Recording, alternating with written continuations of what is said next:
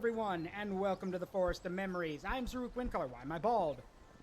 Fix that. I'm Zaruk Windcaller, your guardian, high remembrancer, arbiter, and the reminiscing bard of Twilight, and welcome back. A rock. Yes, well, we're not going to be throwing rocks, hopefully. Only way we're throwing rocks is if we run out of ammunition, and if that happens, ooh, we're really in trouble if that happens. Regardless, I hope you're all doing... Hello, my love. Hi, everyone. Hype love one Zaruk, Mile Zaruk, George Zaruk. Hello, everyone. I hope you're all doing well. Happy Monday. I mean, it's Monday. What are you going to do, right? Well, regardless, aside from that, let me just adjust some things. There we go. This is an order! Leave no room for defeat. That, I mean, I'm going to try, but, like, there's only so much I can do, you know? Hey, player of games. Good to see you. All right, we're going to pick up where we left off. Let's see. Here we go. So, as y'all know, we are playing as the Swedes right now, and for those Blood for the blood gods! more blood for the blood god! For the Stone Throne! More blood for the blood god! Alright, so, as y'all recall, we're currently playing as Sweden. Now, for those who have not been here before or weren't here last week, allow me to explain what makes the Swedes a little bit different. So, the Swedes are one of the two new factions in the game, with the other being the, I believe it's the Ottomans?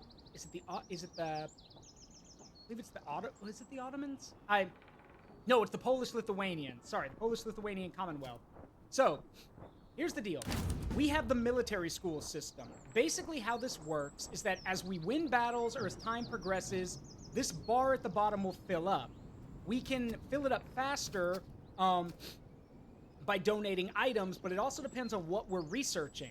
The Karelian reforms make our infantry better, focusing more on what, on Sweden during its heyday, whereas the Ehrensvard reforms are focused on making the army itself more effective, along with the officer corps. So, with that being the case, we're basically trying to strike a balance of both, but my main thing right now is the Gyapa tactics, so boosting our charge effectiveness. After that, we'll probably, after we max this out, because you can do it 3 times, after we max it out, I may focus on the Indelta method so we get more reservists, but I might also switch over to regimental drilling, because morale is actually one of our low points. The Swedish army has very low morale to start with.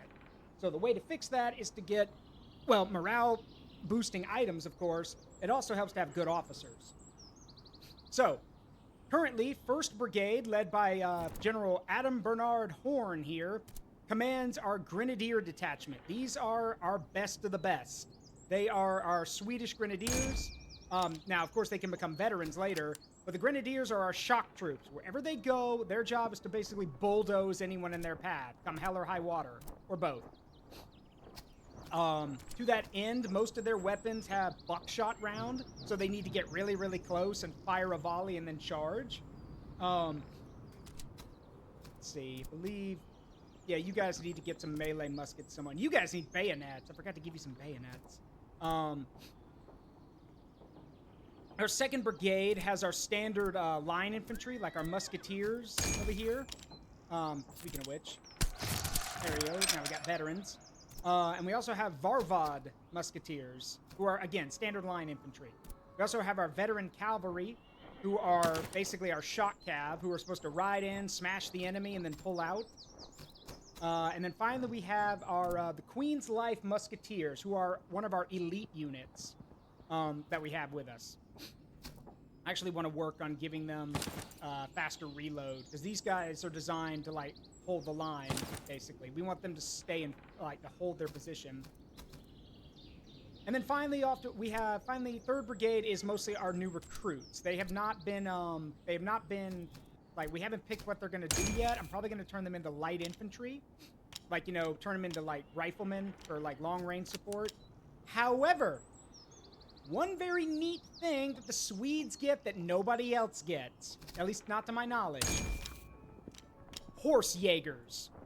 So, basically mounted rifle troops. So these guys can ride in, fire volleys, and then ride away. So I want you to imagine that for a second. It's all, sure, we already have units who have carbines who are designed to, fire volleys as they charge, or fire a volley and then charge in. But how about a unit of guys whose only job is to get close, fire accurate shots and then ride away. Like, that's their job. They can literally ride in, fire off a volley, and then ride away, and no one will be able to do anything about it if we can hold them in place. Hey, Meeps, thank you for the cookies. Or thank you for the biddies. I'm sorry, you asked for cookies. Give cookies. Someone give Meeps cookies. Sheer 10 gib cookies OWO. Yeah, and yes, that's scary. Yeah, the horse Jaegers are terrifying. However, the trade-off, though, is that they... fine. All right, there. There you go. Made. You happy? All right, so, anyway, back to what I was saying. Here's the problem with the horse Jaegers, is that the issue is that, sure, they're on horseback, but the problem is that, again, they are skirmishers. They're light cav, which means if they get pinned, they're basically dead. And, well, yeah, we got to be careful about that. So, that said, I think we should be good to go right now. Where are we? Right, we're right outside Rostock. So, let's head inside. Alright, so...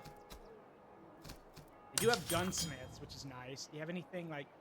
No, do you have any melee muskets? Ooh! Ooh, Jaeger rifles. Very nice. So, Jaeger rifles. The Jaeger means hunter in German. Jaeger rifles are exactly that. They're rifles.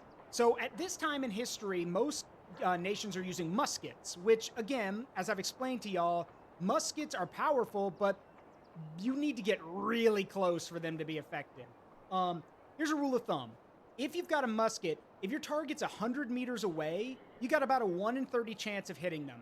If your target's 50 meters away, your chances are now 1 in 3, basically. So you need to get really close to be effective. But with rifles, it's different. Rifles have rifled barrels, which means that they're more accurate. And this would be great for skirmisher troops. So we're going to buy those. Now, of course, that means we're going to have to protect our guys because, well, if they get, well, you know, killed, then we're going to lose those rifles. So, and then there's some Tula muskets here. Great melee, poor accuracy. I mean,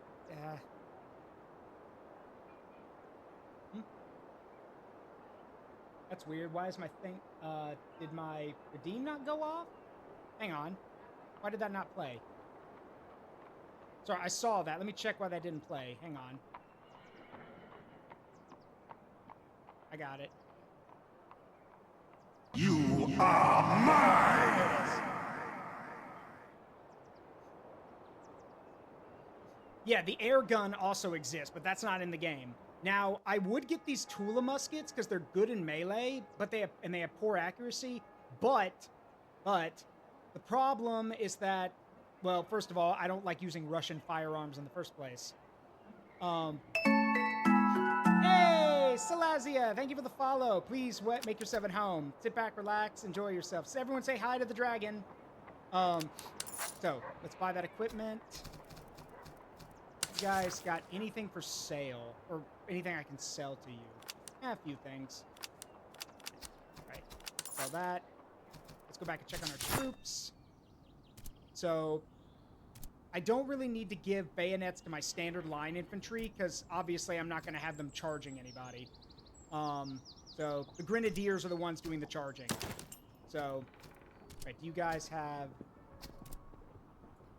excellent yeah, until we get some good Swedish firearms for charging, these, actually, wait, isn't that? Yeah, that is. All right, here, you can have this then. That's fine. Or better yet,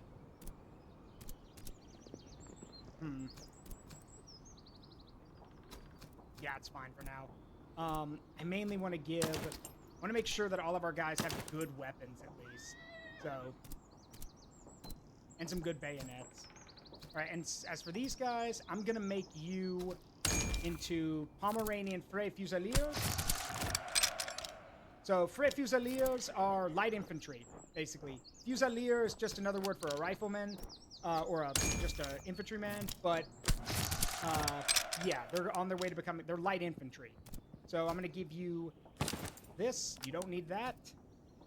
We don't have any equipment to give them right now, so for now they're going to have to make do with what they've got. We need to get better muskets for them, because right now, yeah, this is mostly garbage. Do we have anything that could, do I have anything good? Like, I need accuracy. 4 accuracy. That'll work. Charlevilles, that'll work. Normally, I would never touch a French musket, because they're awful. But, for light infantry, yeah, no, that works just fine. Okay. So, I know I just bought these, but we don't need them after all, so we'll sell them. And then I want to buy, let's see, buy this. And buy, let's see, buy this. That'll work. Okay, now the reason I did that is because, as I'll show y'all, yeah, the reason I did that is because we don't really need this, so we donate it here. This goes up, so we're even closer to learning, getting another thing of Gapa tactics. But I am gonna give these to my cavalry once they're ready for it, because more charge damage is always good. Let's see, secure encampments, secure convoys. Well, there's a convoy way over there. We're gonna have to go that way anyway at some point. So for now, let's just keep exploring. Now, as I've already told y'all, this is a roguelite. So, oh, hello. Abandoned earthworks. Sir, we've come upon the remains of a hard-fought field, now abandoned to rain, rot, and silence. Broken gabions, torn fascions, and collapsed earthworks still mark where men once stood their ground under fire. We may salvage what useful materials remain, though much has already been ruined or carried off. Alternatively, we could spend several days setting the works back in order, using the ground as a rough school for firing practice and field maneuvers. No, let's take the barricades. We can give it to the light infantry. Now, there is an entrenched unit. Are those British? Ew. Are we fighting the Brits? Oh, no. That might be a problem. The Brits are probably my favorite faction in this game, so fighting them is nuts. A mass grave. Your Grace, we encountered no resistance here, only the grisly remains of what must have been a terrible slaughter. The field is heaped with the dead, the earth sunken where trenches were dug and hastily filled. The men grow silent in its presence. There's nothing to be gained by remaining. I recommend we march on. And no, we're not that desperate for money, so we're moving on. Now the fog's settling in. Alright, so we've switched to foraging, so we're going to slow down a bit on the move, but at least we won't burn through our food. Alright, unguarded campsite. Sir, the camp was abandoned in haste. Cooking fires still smolder, and scattered kit lies strewn about the grounds. The enemy must have left in a great hurry, though the reason is not immediately clear. We may strip the camp for supplies, or take the time to pull up the works entirely. The latter may draw attention, and it's possible a patrol may return before we finish. So we can take some supplies and leave, take some equipment and leave. We could ransack the camp, which would give us everything, but we'd also have to fight a field army. I think we're just gonna, let's just take the supplies. There's another encampment up here.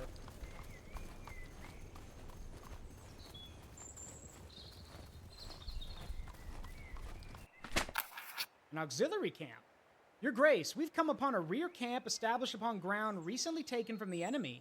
Several groups of irregulars, locals, auxiliary, and men of various border regions have gathered here in hopes of joining our cause. Depending on who we choose to rally, we may raise a force of Freikorps, Gronzer volunteers, Cossacks, or other recruits suited to the theater. The men are ready if we'll have them. So there's the Prussian Freikorps, who are the Blue Devils of Prussia. Cossacks, who are exactly, y'all know who the Cossacks are. The Germans, who are like the subsidy recruits, the old reliable. The French unit, I love how it says Frenchmen, I may regret this. No, we want the Gronzers. We want the Gronzers. The reason we want the Gronzers is because these guys can become sharpshooters. And the Gronzer sharpshooters are the best in the game. Base accuracy of 60. That means out of every 10 dudes who are shooting, 6 of them are going to hit their target. So, yeah. No, we want these guys. We got to make sure we give them good weapons, too. Actually, yeah, we're going to have to get some weapons for them later. But for now, good to have them.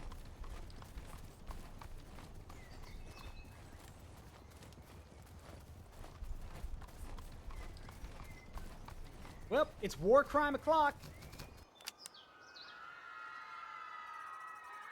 Burn the place down, boys. Take whatever you want, but no hurting the people. Take the money, burn the town, don't hurt You are mine! Right as the enemy army shows up. Well, you are mine! And this army shows up. Well, they're here, but they're also heavily outnumbered. But this is a patrol, not a real army. Let's see. It's Prussians. Using Frederick's doctrine. All right. Frederick II's doctrine, wide flanking maneuvers. Okay, so low range, fast movement speed, and flanking attacks. Let's see what we got. Grenadiers, musketeers, veteran Jaegers, more grenadiers, veteran musketeers, and then 3 groups of hussars. All right, we're going to have to be careful around them. All right, I have no artillery. I've only got infantry. But that's okay, because as we've seen in the combat that I fought, if you get your infantry in the right place and they just bulldoze through people with a charge, it doesn't matter if your enemy has artillery or not. You'll take the guns anyway. And yes, Gronzers were frontiermen, which is like hunters and scouts, which is why their aim was so good. Why do I hear Sabaton playing? Yeah, that's me. Okay. So, let's see. Are they going to... Let's see. Enemy army is likely to be aggressive. Okay, so yeah, they are going to try to flank us. They're outnumbered, but they have the cavalry advantage. So, basically, I need to deploy in a way where we can basically counter their advantages.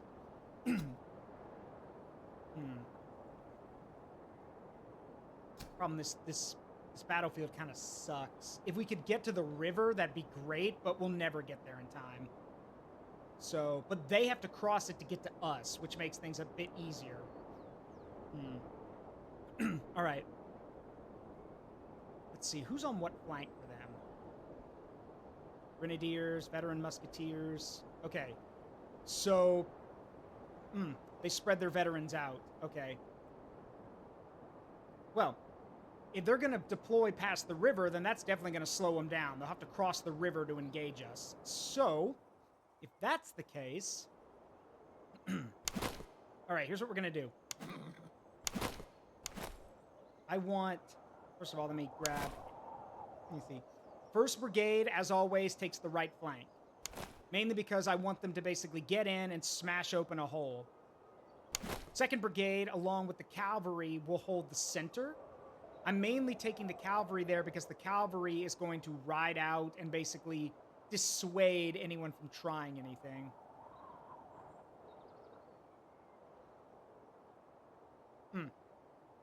And 3rd Brigade, which is our light infantry, are going to hold the left flank over here. That's also why I want the cavalry in the center, because if they decide to send their cavalry after our light infantry, well, we can do something about it. Yeah, let's put the cavalry over here. Meanwhile, 2nd Brigade, which is our line infantry, basically, fights in the center, as usual. Remember, their job is just to hold. They're not there to fight. They're there to hold the line. So, let's go. 1st Brigade will advance. And I want this... Whoops. Didn't mean to do that. And I want... Yeah, I want 2nd Brigade in the center. 3rd Brigade to the left. And if they... Now, and when they cross the river, the cavalry will take care of it.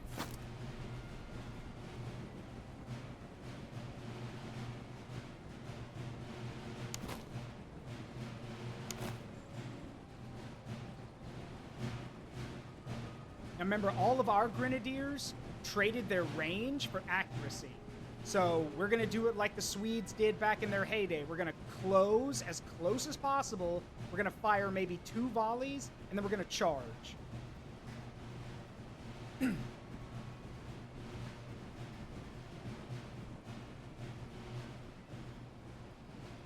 Hey, you guys want to, like, pick it up a little bit? Yeah, you guys are, like, slowing us down here. Everyone else is already way ahead. Pick it up. It's the forest, but oh well.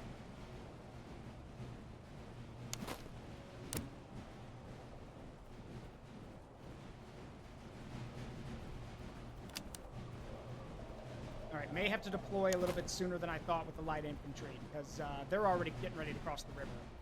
So...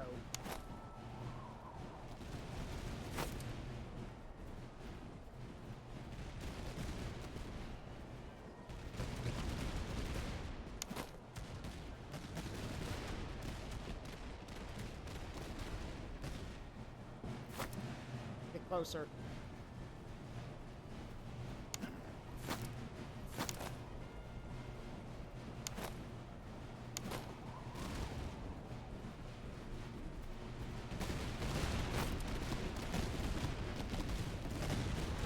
Light infantry skirmishing with their grenadiers.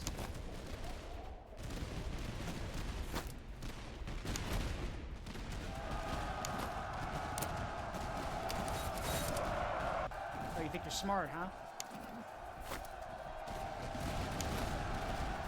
Well, you charged into a forest, idiot. What'd you think was gonna happen? Note to anyone who wants to play this, don't charge your cavalry into forests. Alright. Get him, boys.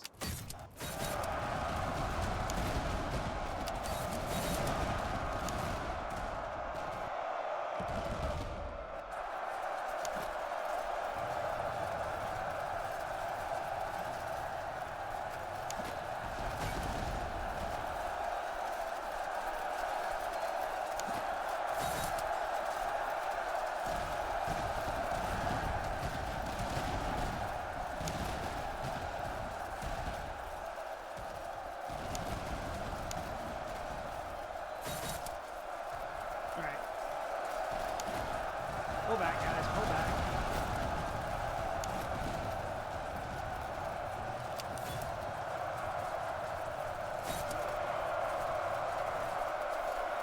And once again, it dissolves into melee.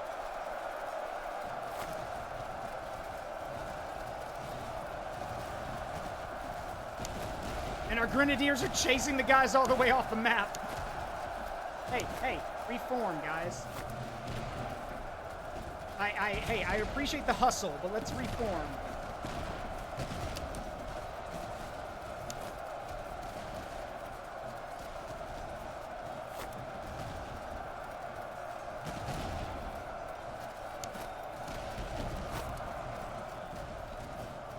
All right, their grenadiers are breaking over there. Those idiots charging over the water? Yep, they are. That's very stupid. You're gonna exhaust yourself, but okay. You do you, I guess.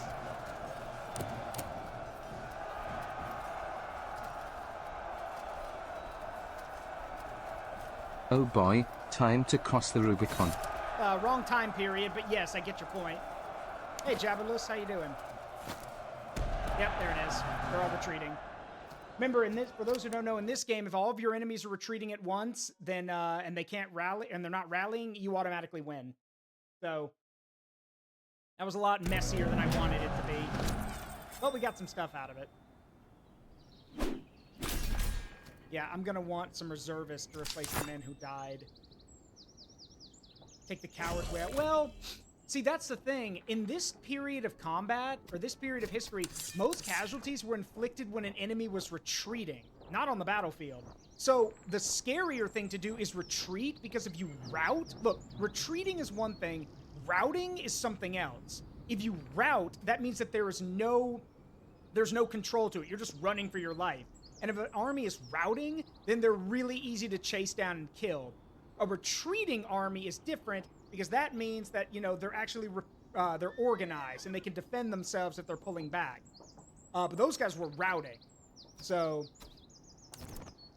let's see. Choose a trade for our general. Flanking damage. No. We want the Spartan one because these are all grenadiers. All right, now our other guy over here. Let's see. Let's go with stamina and veterancy gain. Sorry if my model's twitching all over the place. There's a fly in my face, and I'm trying to, like, it keeps getting in my eyes. Let's see.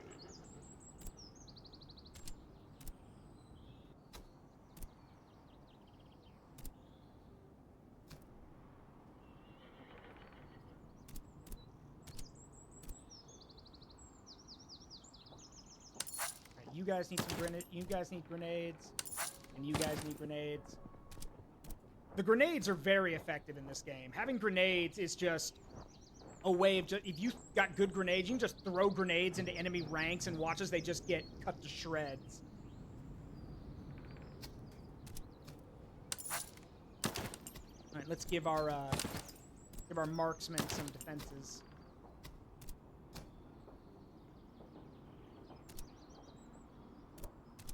All embrace me, it's my time to rule at last.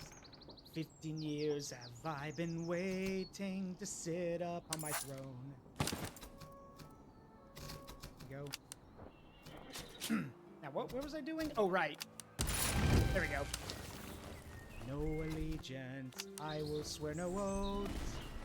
Crowned by God, not by the church, as my power is divine. Be caught in the storm. Your Grace, our scouts have come across a detachment of Allied forces who were overtaken by a sudden storm while on the march. Many are frostbitten and in need of care. The snow lies heavy upon the roads, and we must delay several days to clear a path that they are to be brought back safely. It's a cruel turn of weather, and the men are not likely to endure long without our aid.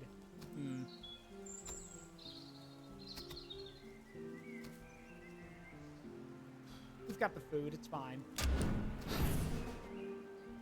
Nice! In Delta recruits.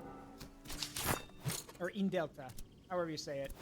In Delta, whatever the Swedish word is. These are our standard guys, and we can turn them, let's see, I'm trying to see. We can turn them into, I don't know. We can turn them into the Swedish lifeguards, who are like the elite musketeers. That'd be cool. Actually, yeah, let's do that. Put them over here.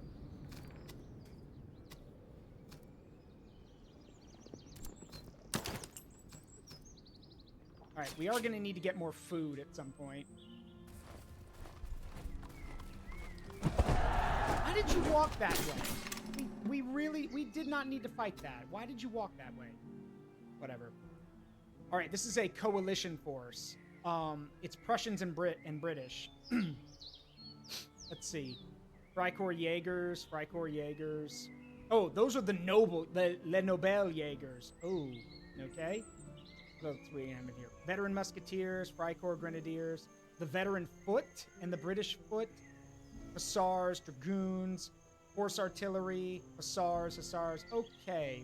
So, strength-wise, we outnumber them in strength, but numbers, they've got us beat. They also have the artillery and the cavalry advantage, so nah, I'm not doing this.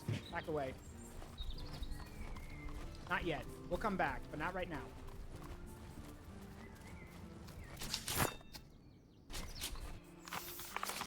Oh boy. Winter is coming. General, winter's a month off and the first snowfall is expected. Your army will travel slower, visibility will be limited, and food consumption will increase. Store sufficient provisions and prepare for hardship. Waiting out the season's not an option. We must secure the region before we can go into winter quarters. Great. Okay. We don't have anything for those guys, so...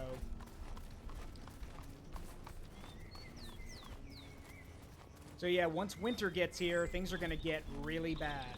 So we need to make sure we got plenty of food stockpiled. Can we keep him? Ooh, an eagle mascot. Morale and max range. Nice.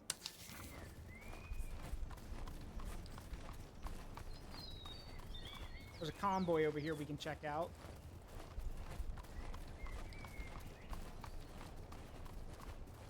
And then we need to find a town where we can buy resources.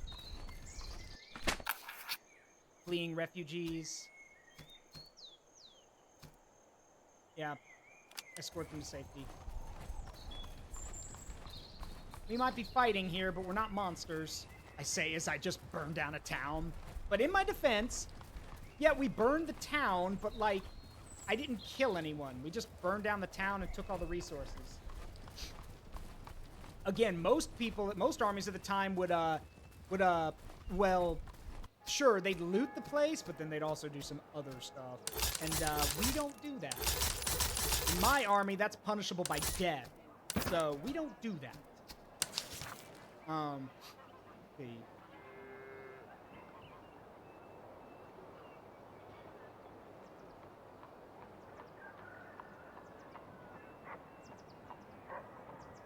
I think we're good. Here you go. Yeah, I think we're good for now.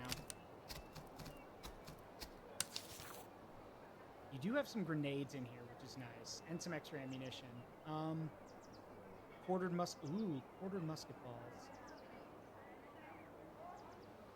Yeah, that would actually come in handy for our light infantry. I'll take it.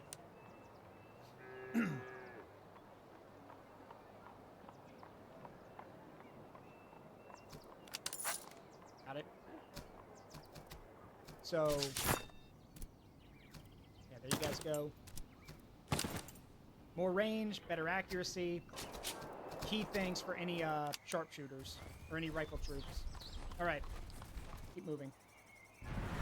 And here it is. The cold season has set in, and it will not lift until we've taken the region.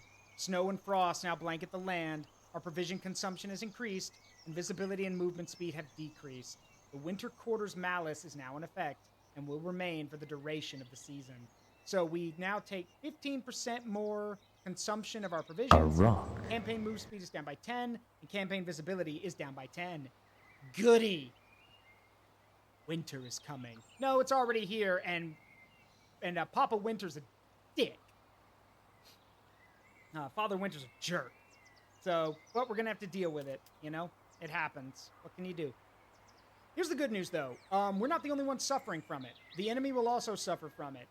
But the difference is, it's the AI. So, well, you know, obviously, they're not going to be as directly affected by it like we are. To that end, though, there are some factions that, for example, that struggle in winter conditions. There's some of them, like, for example, if you're playing as the Russians move, the Russians have very bad morale, and they burn through their supplies. So, all right. Watch out for that lunatic Washington's night raids. Well, this is the 7 Years' War, so it's before that period. After this period, though, then the Americans start. Then the Americans decide. Then the Americans play fuck around and find out with the British, and by that I mean the British fucked around and then found out. All right. Well, check this encampment over here.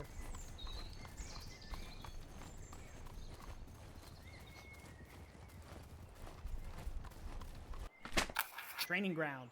Your Grace, we've been invited to an allied encampment where senior officers are conducting field exercises with their men. They offer us the opportunity to drill alongside them. We may send a few regiments to practice arms and receive modest instruction, or dispatch our officers to gain experience of their own. Nah, send the regiments. Nice. Pomeranian foot Jaegers. So, the foot Jaegers are, well, exactly what they sound like. They're these guys in a bit. And having a reserve is useful. We could field another brigade right now, but, well, later we can. We don't have the money right now. Let's see. I would very much like to secure some convoys, but I don't know where they are. So, we're gonna burn this city down real quick. Well, wait. Let's see if there's anything in it first. Wait. Put the torches away. Let's see if there's anything in here. Anything of value? Not really. Meh. Supplies? Nope. gunsmith we already checked. Foundry. Yeah, I don't have any artillery, so we're good.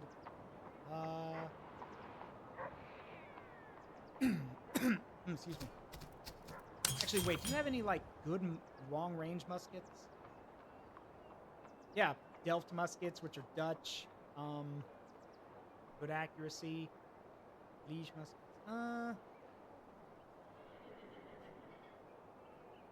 Not really anything useful right now.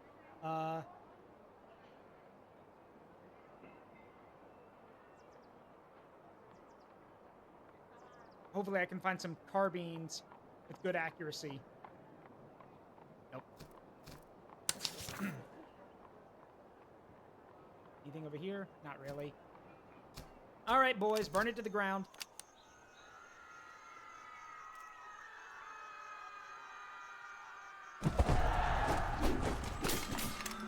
All right, this is a coalition force coming to stop us. See, the Blandian Doctrine. Aye! This commander uses Humphrey Bland's doctrine. It's focused on powerful, accurate volleys and a firm defensive line. Its weakness is in its cavalry and artillery support due to their lower combat effectiveness. This army is unlikely to be aggressive. It may defend if it has a slight artillery advantage. Well, yeah, that makes sense. They're it's the Brits and the Prussians. So let's see. Fry infantry, Jaegers, veteran musketeers, British veteran foot and foot, hussars, recruits, field artillery, and wow. Okay, so yeah, this is a very weak, this is a weaker army. They've got mostly recruits. They've got 2 units of recruits. They've got 2 brigades of veterans, but then they've got 1 cavalry unit, 1 cannon, and 2 recruits. So, yeah, we can take advantage of that. Yeah, I said put the torches away. That means you too, Sven Bernsen. Aww. Aww.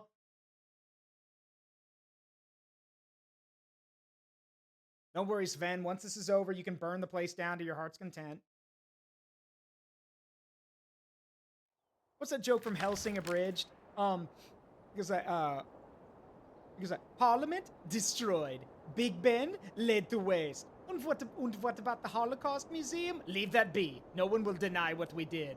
And what about London Bridge? Yeah, London Bridge is falling down. Look, if you set fire to the bridge, then you can sing the song.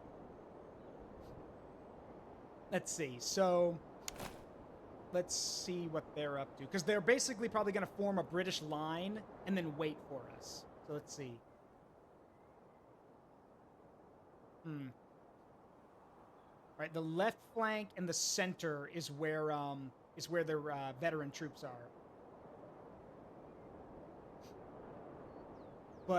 And surprise, surprise, their weaker troops are on the right flank.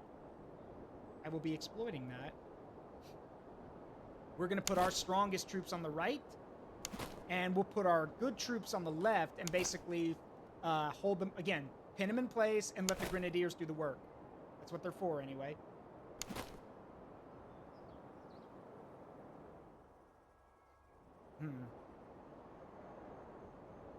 There's actually some good cover here behind the fences, but that means we're giving up the hill, which in this game, being on a hill boosts your accuracy. So it's a question between, do I want the accuracy or do I want the cover? Given that I'm going to be putting my light infantry up there, I'd prefer to have the cover. So, all right, so 2nd Brigade, which is going to be basically holding the line. And then 3rd Brigade is our light infantry. So, I'm going to be putting them in the center. Now, normally that would be suicide. But the reason I'm putting them there is because they can basically, they can take pot shots from behind cover. Alright, hang on. So, all of 2nd Brigade will advance. In what direction, sir? Why, straight ahead, to be sure. Alright. So, 3rd Brigade will advance to the fence line, and we'll hold there.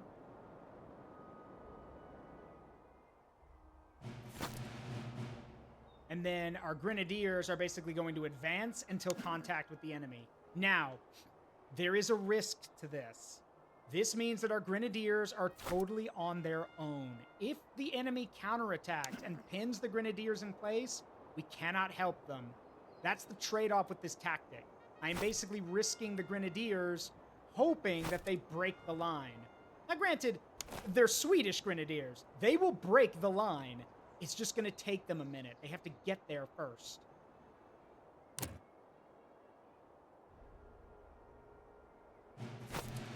All right. The entire army will advance in that direction.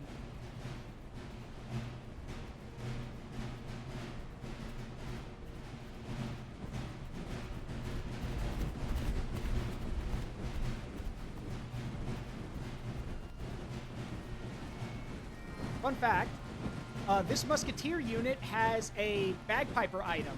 So, you can actually hear the bagpiper.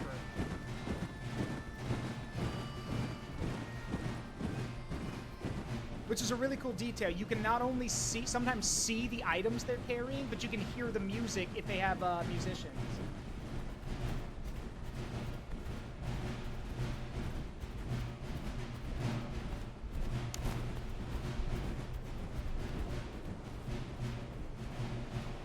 They're moving pretty slow, as expected.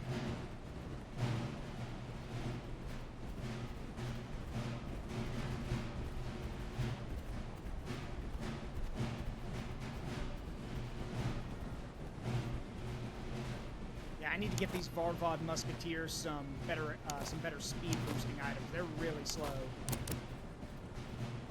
Hoof it, guys. I need you to get into position. Now, you may think jogging, or at least running like this, would be pretty easy, but the thing is you need to stay in formation. So, jogging like this means that you're basically getting even more tired because you got to stay in formation.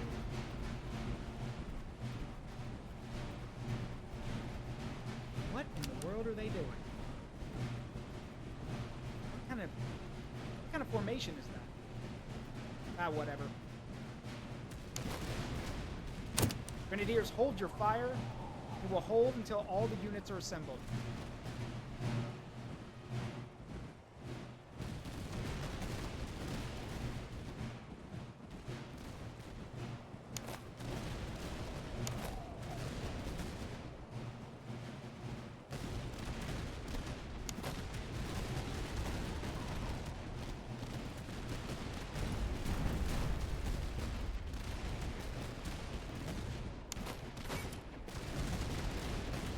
Okay, now, advance and prepare to fire.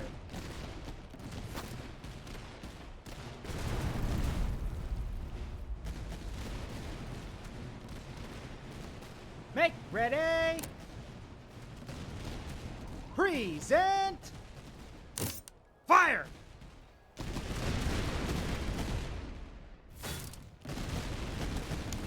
Charge!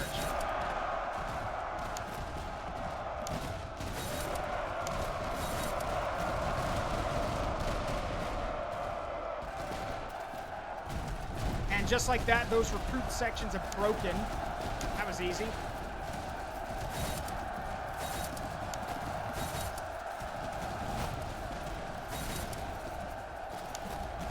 Yeah, that was easy.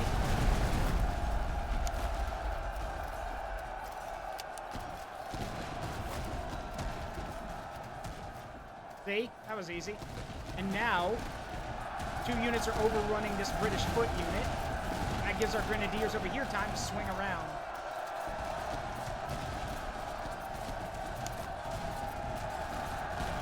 Actually, you know what? Divert. You guys go over here.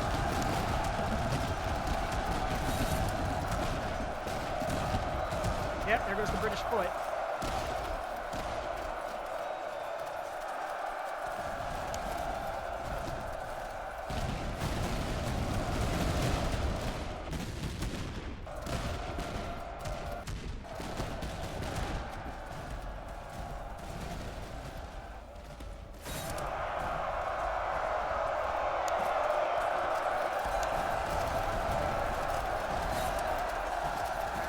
Permanently break these British units.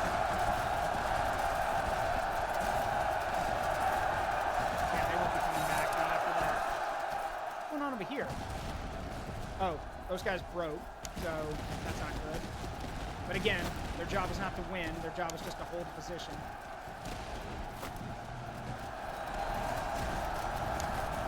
Charge! Get in there! Kill that artillery!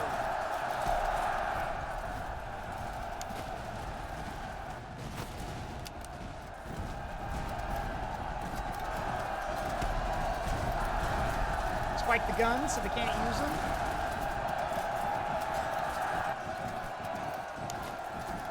There we go, that's it.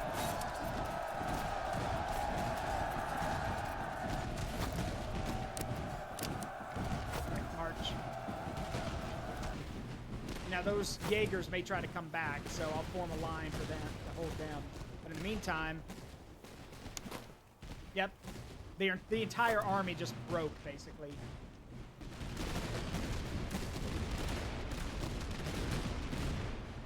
You call these disciplined volleys?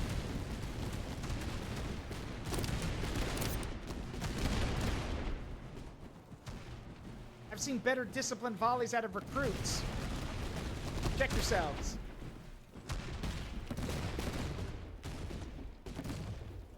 That's a veteran foot unit, which means we're going to have to really hit them. Easy enough, though.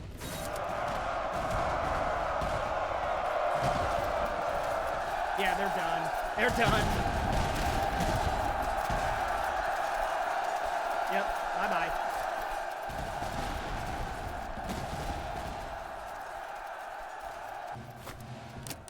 Where's my cap? There it is.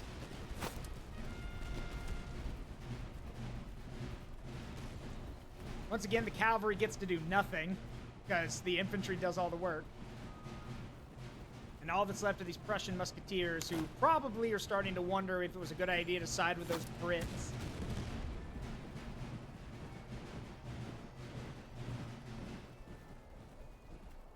Cavalry up here. Let it do something.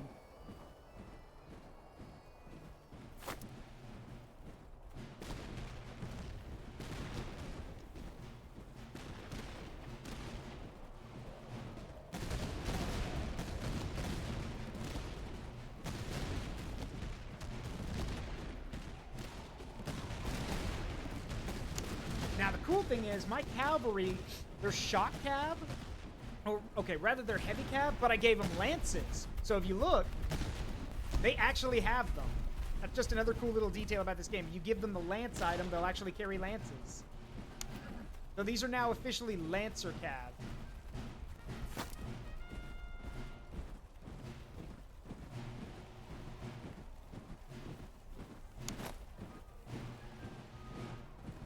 Gonna have the Queen's Life Musketeers do a little damage.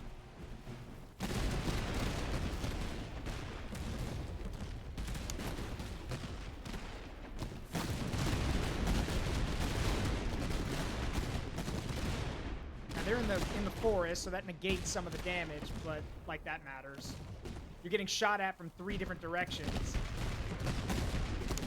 Get him, boys. Lance is lowered. Get him.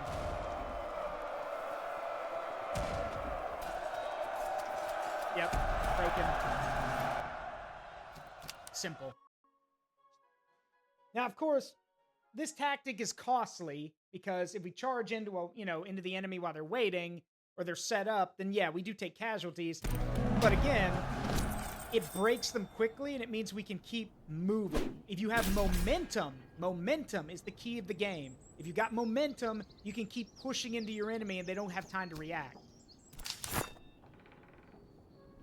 And that's what the Grenadiers give us, is momentum.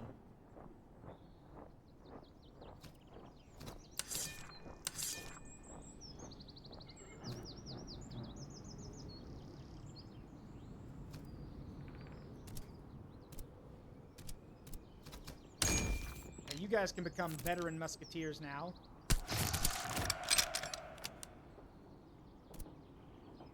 Alright, what else we got? These Pomeranian Free Fusiliers are still doing their job. Yep.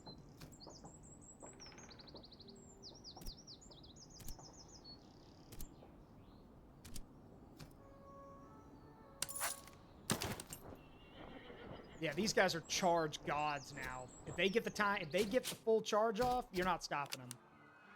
Anyway, back to it, boys. Burn the place down. Another one? Oh, for Pete's sake. Oh, great. It's another It's another coalition force, but this time they're using Frederick's doctrine, so they're going to be more flank-heavy. Grenadiers, musketeers, Hessians? Hessians. Hessians. Okay, you didn't even bring the legit Brits? You brought the mercenaries. All right. Whatever. They did bring a lot of cavalry, though, so... The other problem is some of our guys haven't fully recovered yet. One of our grenadier units is like 3/4 strength. So Sven, get the matches. Well, yeah, Sven got to burn a bit more of the city, and then another group showed They up. just don't get it even after what they saw from last battle. Well, I mean, to be fair, Red Mage, they are reacting to us burning a city. Naturally, they're not just going to sit by and let us do it. But I think after the second attack fails, after we crush them again, I think that'll send a very clear message of, okay, there's nothing we can do. We're going to have to lose the city. This is actually a good map for us, too. Because, again, their whole thing is flanking maneuvers. Well, that means you're going to have to cross the river. So, we're not going to fight on the riverbank. At least not in a way they'd expect. Because the problem is with the river, that means our army is cut in half, or cut into pieces. If, we need to send reinforcements to one or both sides of the army, with the river in the way, that slows everything down. So, instead, we're going to play to our strengths.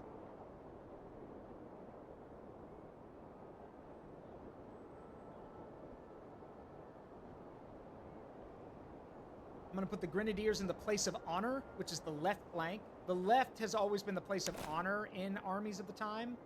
It's usually where your best troops are going to be. So that's why I'm putting them there. And then in the center is my... in the center is 2nd Brigade. You heard the general. Deploy the rubber ducky troops. And then I don't know how they're going to deploy... to flank us. I'm not sure. So I'm actually going to keep... I think we're going to keep 2nd Brigade in reserve just in case they try something. Because if they try to flank around us and take the river, like, they're going to cross the river. That's obvious. We can deploy 2nd Brigade to stop them. The main focus is 1st Brigade, because 1st Brigade has our Grenadiers in it. If our Grenadiers don't make it, well, we're up shit creek. So... yeah. Alright. So, 1st Brigade will advance toward the enemy. There's lots of cover here, which is going to be helpful. They didn't bring any cannons, but this is still good. And I want 3rd Brigade to deploy behind 1st.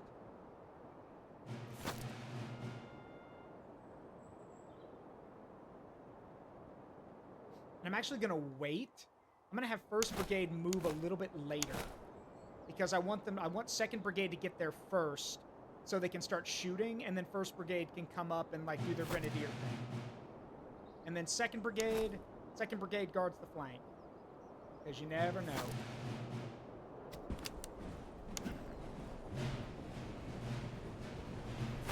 Now let's see what they do.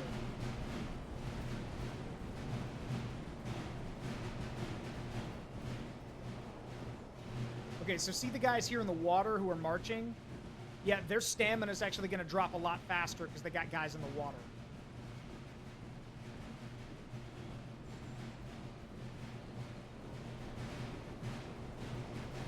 Yeah, they're angling for a flank. See, the whole army's kind of angled or slanted in one way. They're going to swing like a door down on top of us.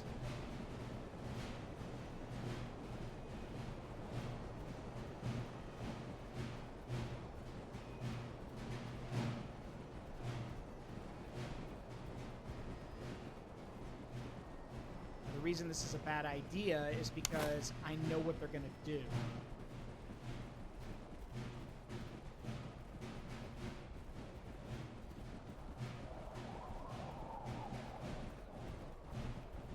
Hey, Ragami, how you doing? All right.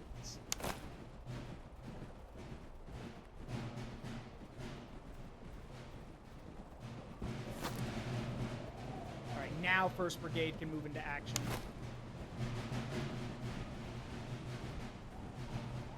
All right, they're deploying the cavalry. 2nd Brigade, halt. Or, sorry, 3rd Brigade, halt.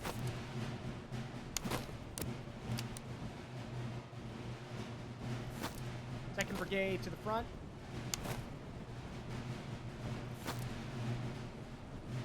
As you can see, they're starting the flank, the flanking attack.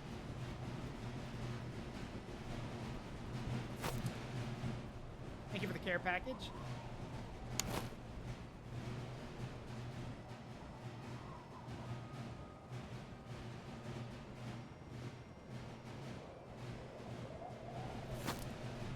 I do not know what they think is going to happen from them doing this.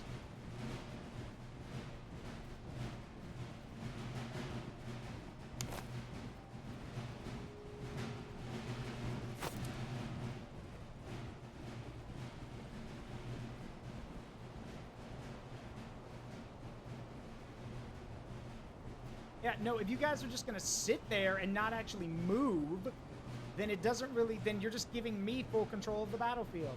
Fine by me.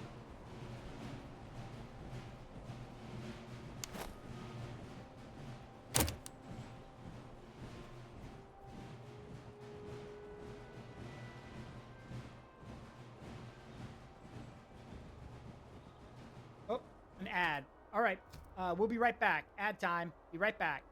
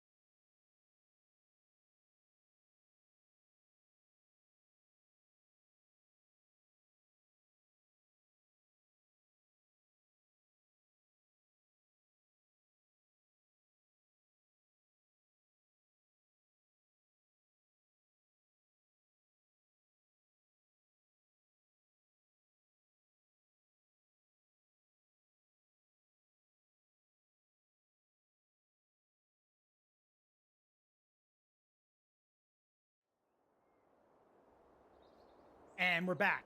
All right, let's do this. Hey, Captain Crazy. The campaign goes well. We're about to square up with a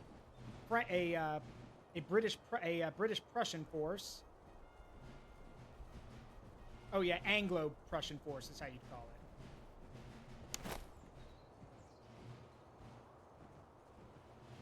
Let him get close.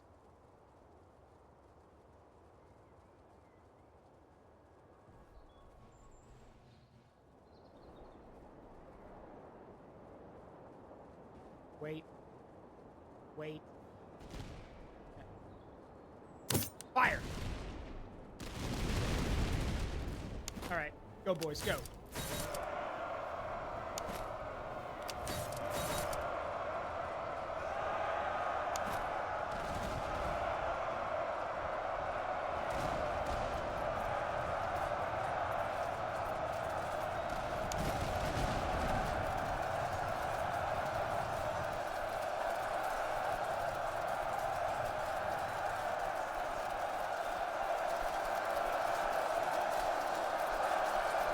Those musketeers are about to break. Same thing here.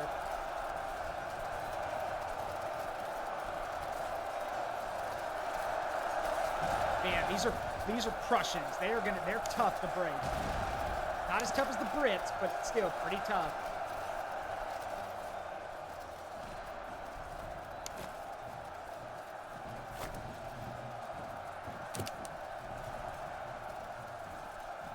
Get ready, boys. Fire! Yeah, I look like it hurt.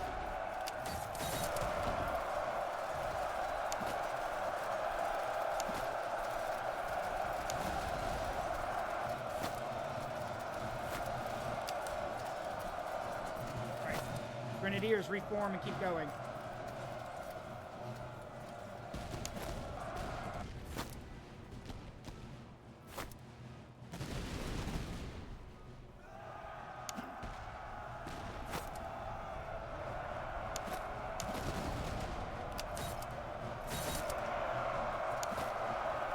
For Pete's sake.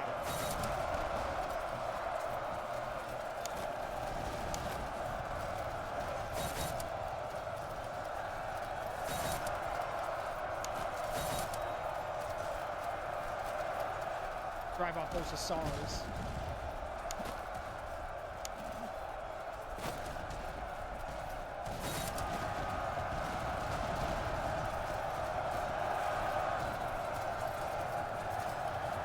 Gone. Keep moving.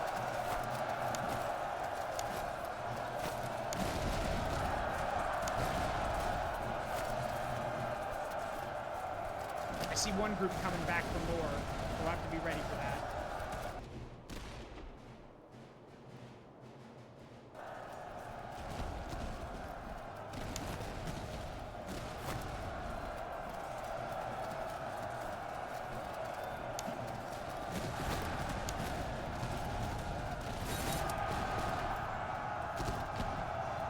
Queen's light musketeers are pinning those guys in place so the grenadiers can move.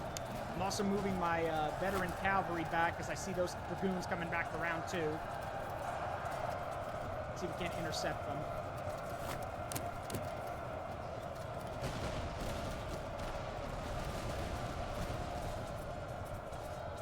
Go get them.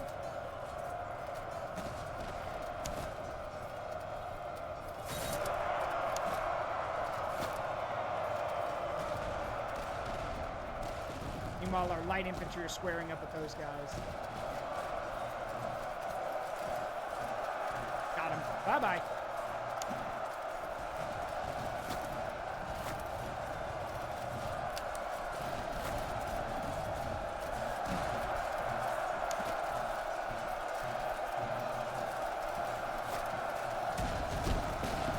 Yeah, don't engage in melee. Throw some grenades.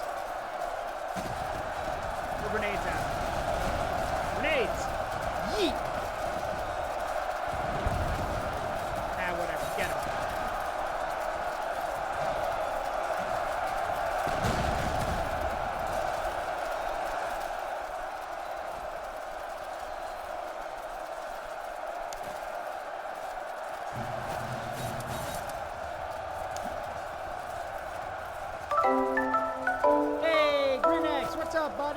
Welcome, Raiders. I'm Zaruk Windcaller, Guardian of the Forest of Memories. I'm a variety streamer who plays games with a strong memory connection to me and my community.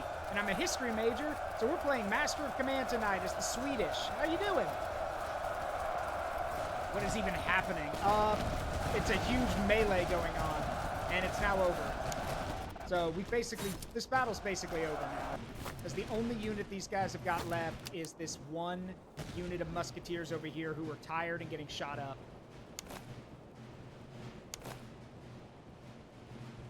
Let's change position, shall we?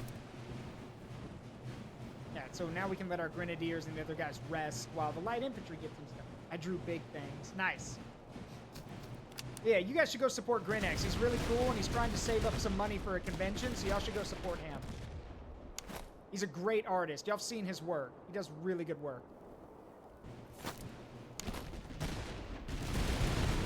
There we go. Now we're talking. Yeah, it's fast forward right now, but that's just so I can let these guys get some experience.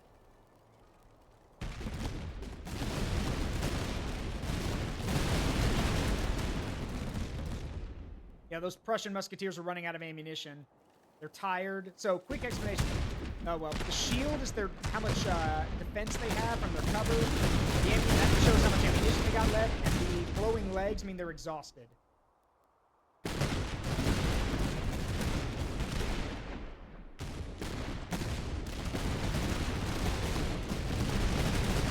So we got a line of Bronzer recruits firing at them, and then a group of light infantry taking pot shots. Yeah, their morale is starting to crack.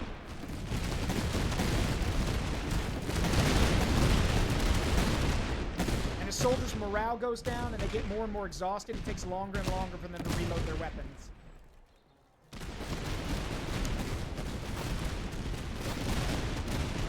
Yeah, they're breaking.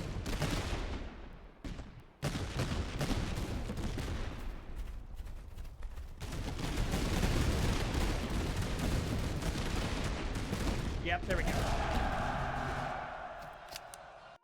Imagine having to stand shoulder to shoulder with guys and just trade pot shots at people over and over until someone decides they've had enough.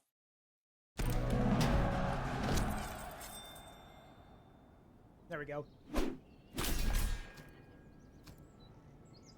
You know what? Yeah, I want the reservists. As we took a lot of casualties.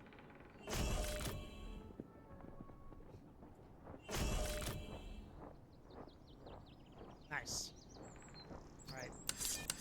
Alright, we need to get more ammunition, and I think we're good otherwise. Yeah, we need more ammunition. So... Please don't let there be a third army. Please don't let there be a third army. Please don't let there be a third army. Okay, good. Alright, keep moving. Good, there's a town.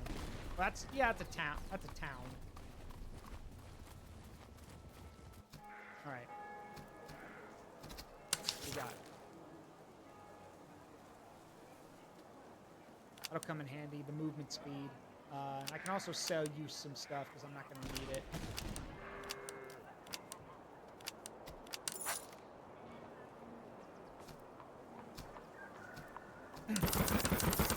Give me all your ammunition.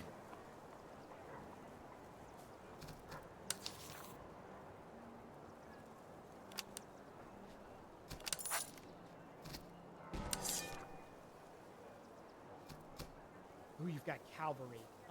I could use another cavalry unit, honestly. Because, I mean, we've got the infantry now, but having more cavalry is always good. Yeah, I'll buy those guys. You have any, like, yes, you do. Perfect! Carabella Sabers. I'll take them. What else you got? Anything else? Stamina. You have any charge horses? No. Morale and move speed. That's fine. Yeah, I want those Carabella Sabers. Now, I don't know who makes these. Carabella. I just know they're really good stat-wise. Have a good one, Thomas. I don't know where Carabella is, but I'm assuming those are really, really good sabers.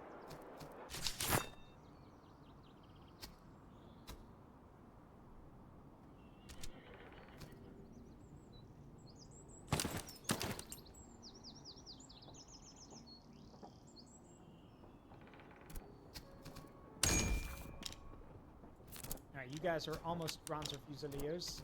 Pomeranian Crazy, you can become foot Jaegers now. Your accuracy's even better. Alright, we're gonna have to get some more money so we can field another brigade. But for now, we have a backup infantry unit, which I'm gonna give these sabers to, and also some lances, because yes. Right, where's that really slow marching unit? Yeah, you guys, here. That should help a little bit, I think.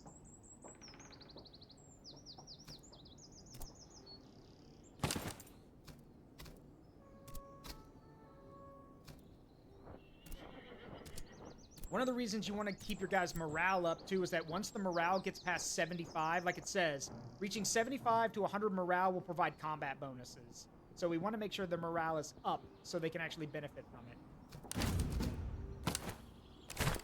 Almost.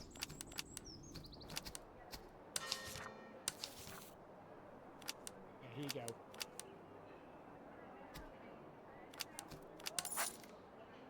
Alright. Let's keep marching. There's a fort here. We could take that.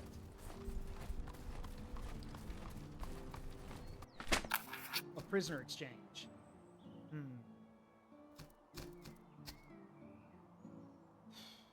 A level 4 officer, huh? Sure.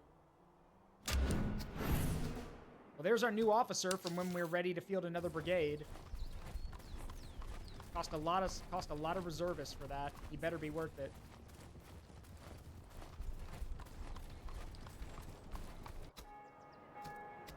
All right, we're gonna need to buy some more reservists, and yeah, I think we're good to go for now.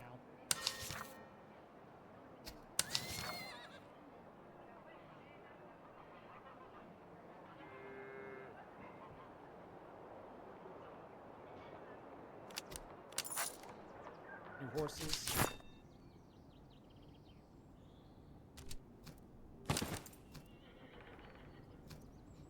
Max range. There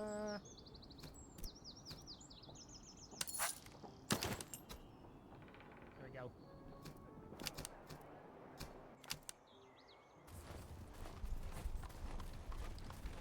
Right, there's a convoy we can secure. And there's another one. There's three. There's a bunch of them. But there's no way. Oh, there's another one over there too. There's no way we're gonna get there before we have to fight the main headquarters detachment, though. Capture the cargo. Set it ablaze. Yeah, set it ablaze. That gives us more time. So now, if we move quick, at least I hope so. How long do we have? 155 days till day 155. Okay. So, if we're fast, yeah, we'd have to hoof it, but we might be able to pull it off. Yeah, we're gonna have to switch to Death March. Hoof it.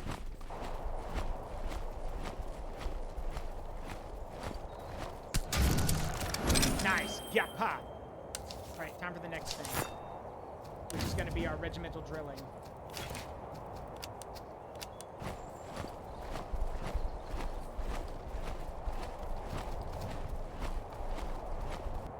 Okay, there we go. We're good.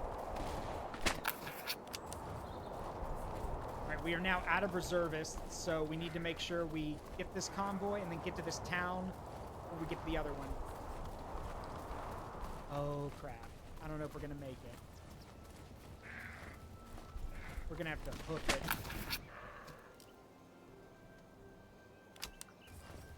Yeah, we got to hoof it.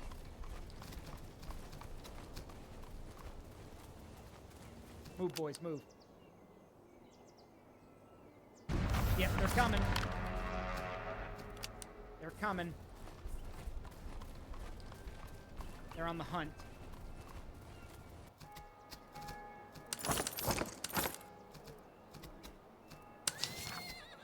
Oh, Lord, they coming.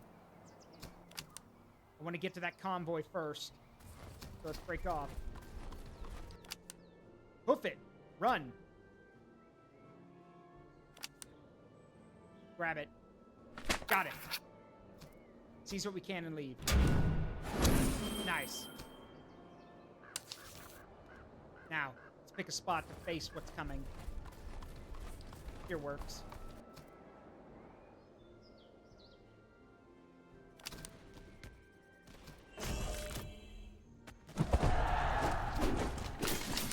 Alright, they're here.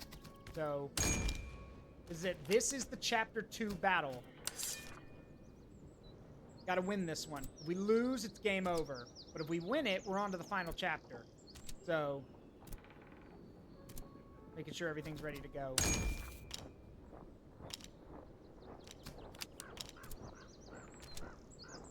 Alright, we should be good.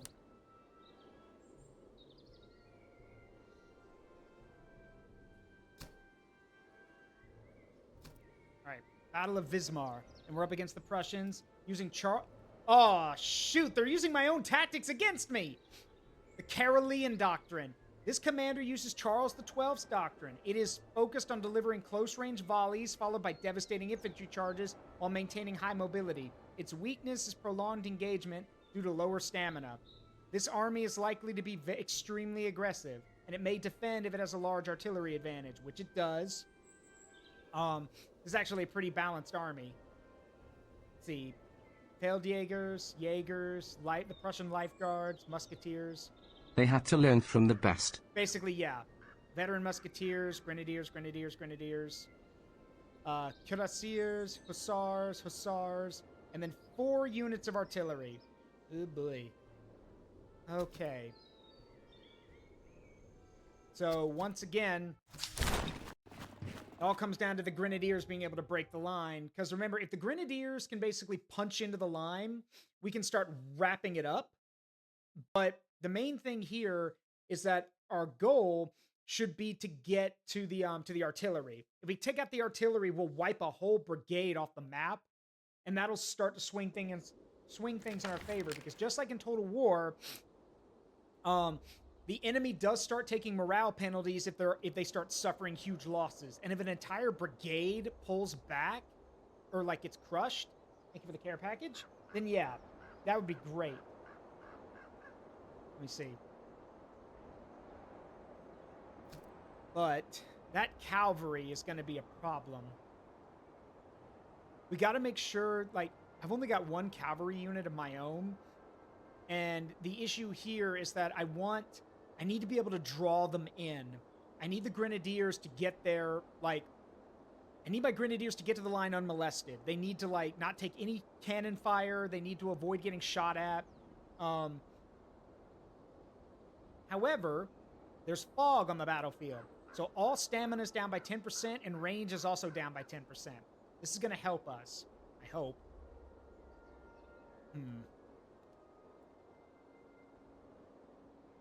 I wonder, can we... We can. Okay, we're going to play this... We're going to play this a bit more defensively.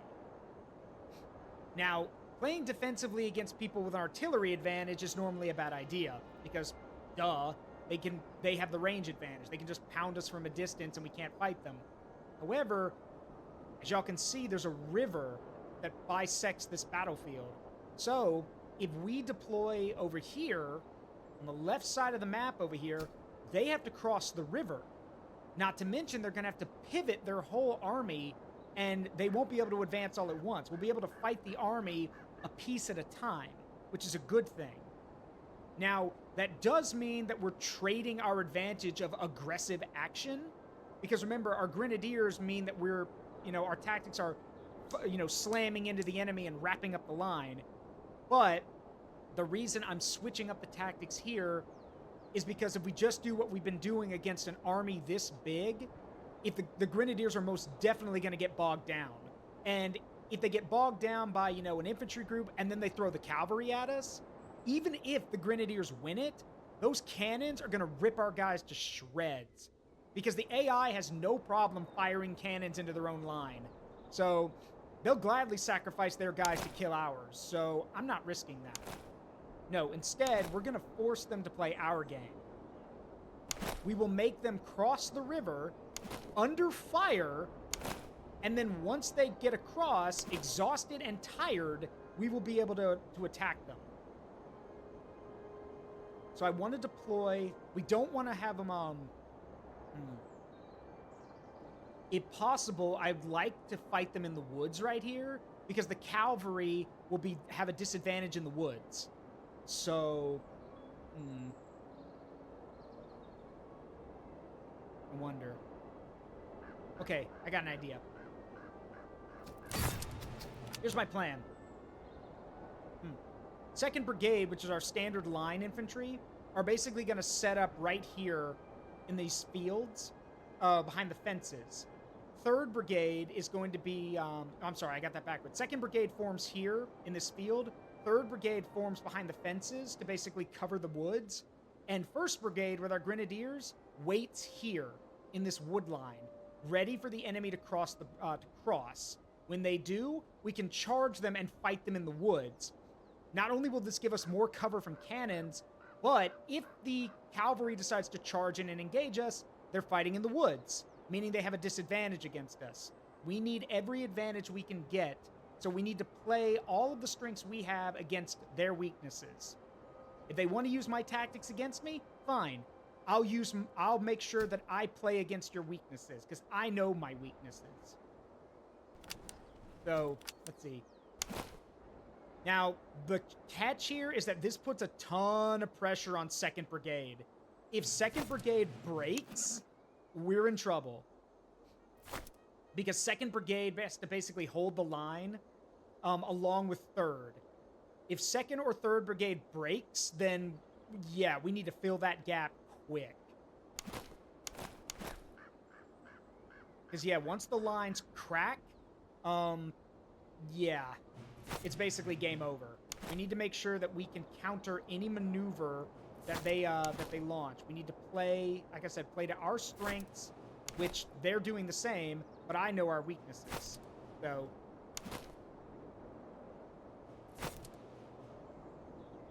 and 1st Brigade stays in the woods.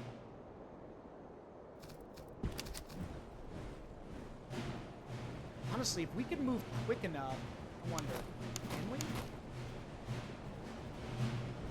Can we move quick enough to get 3rd Brigade into the woods to take pot shots at the enemy as they cross? That'd be great. Because then when it's time for us to pull back, I can launch the grenadiers into the woods. Run, boys, run.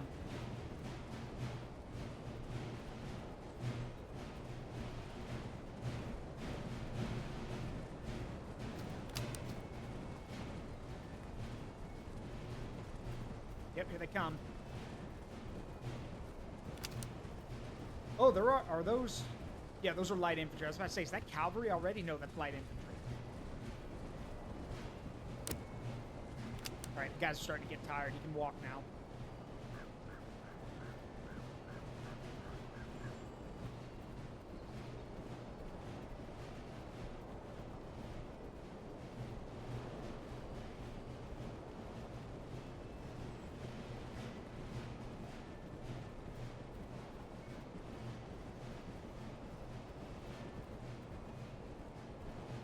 Give our guys time to catch their breath. And the cannons are already shooting.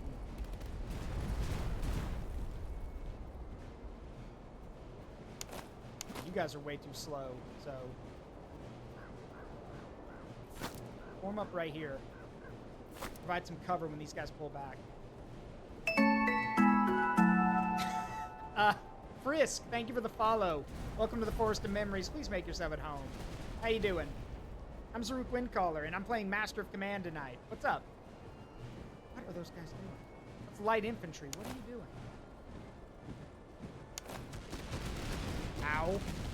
Good God, ow. Okay. Those guys are no joke.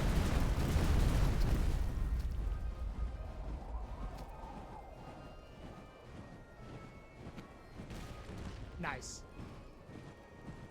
I like the name, by the way. Let's see. Oh, crap. There are... Okay. Change of plans.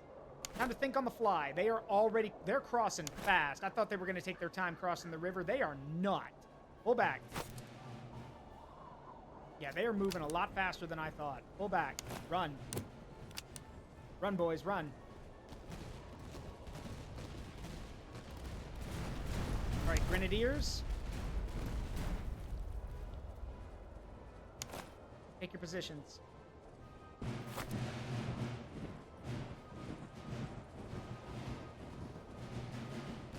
And they're moving into the woods just as planned. The trick now is we need to keep them in there.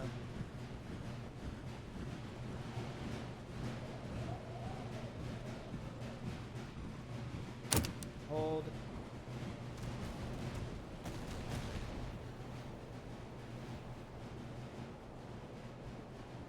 Yeah, that's a gap I just noticed. Let's plug that.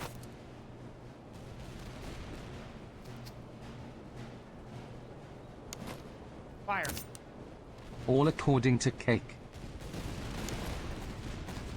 All according to Keikaku.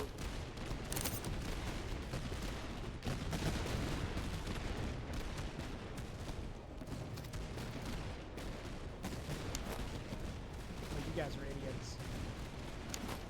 Throw grenades. Yeet. I mean, if you want to turn like that, that's fine. Get him, boys.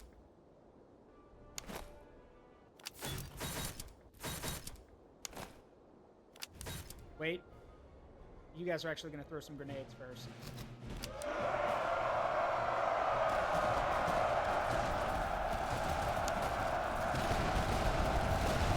The heck kind of throw was that?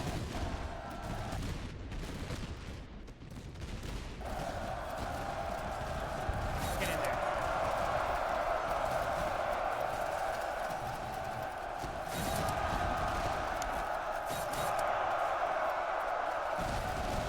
All right, we got him.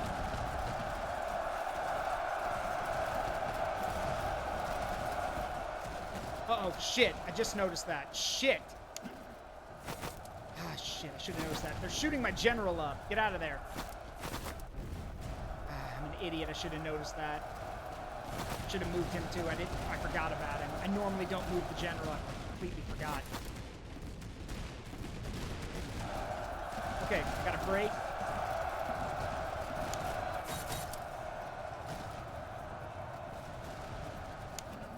Why are you guys so slow? You're on horseback. Hoof it.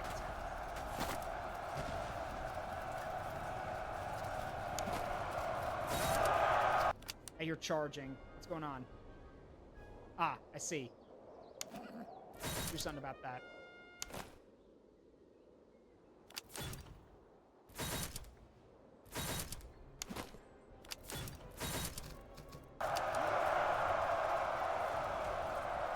Run, you okay, well, if he retreats, that's fine. I'd rather him retreat than die.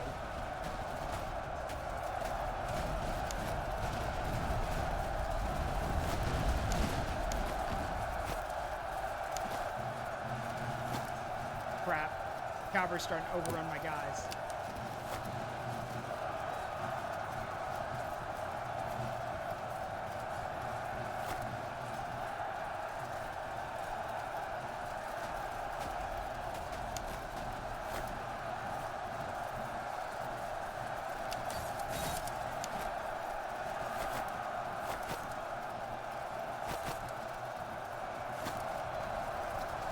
Where are all these guys coming from? Seriously.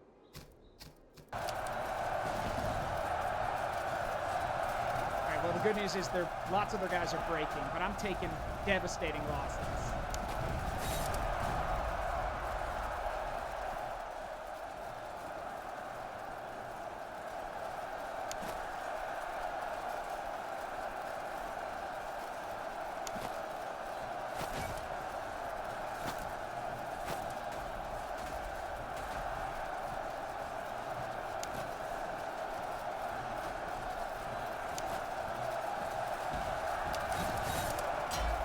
Oh, something just... Oh, that's one of the grenadiers who got shattered. Okay.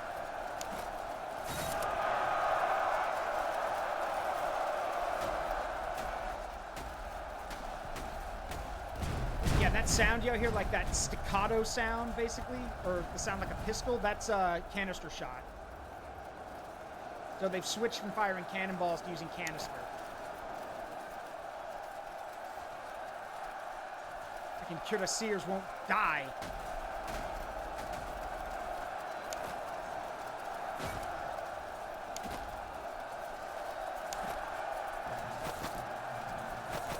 Break off, break off.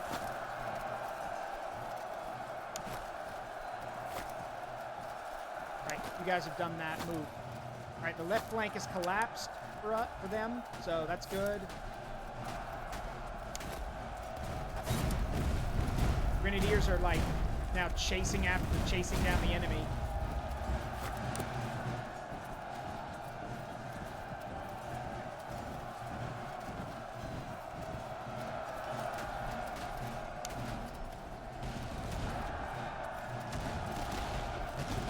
Come on, break them, break them. That's fine. We're good. Okay, that's done. So now all that's left is the enemy artillery. No. You don't need to charge. Just line up and start shooting. It's fine.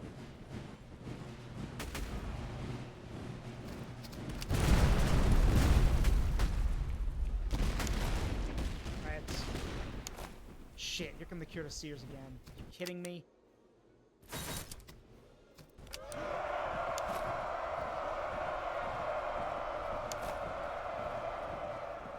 Alright, well, even if the Grenadiers pull back, we have an entire army still here. Well, almost. These guys are coming back for more. Just stay gone. Seriously. Come on, boys.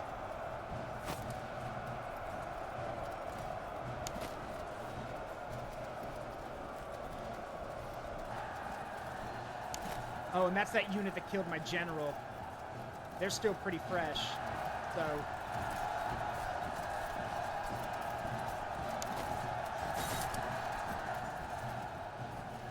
Well, I still have some units that are pretty good, too.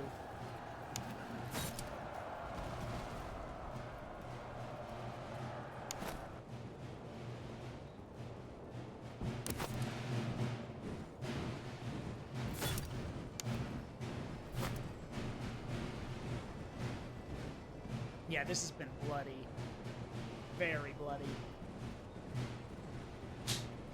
Sorry, freaking fly right here. Man. Yeah, this has been bloody. But that's to be expected at the end of a chapter.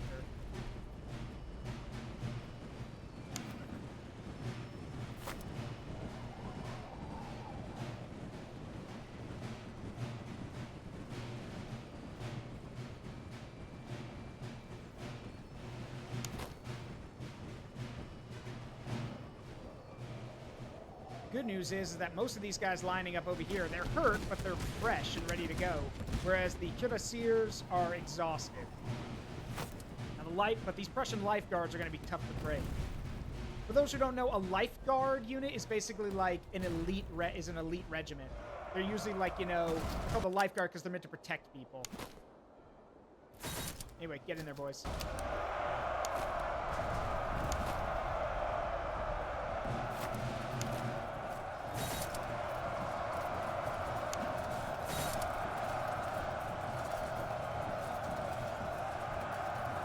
Yes, oftentimes being a Royal Guard unit, correct.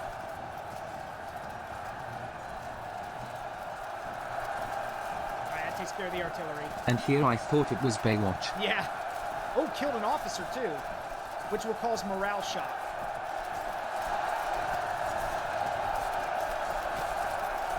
Yep, there they go.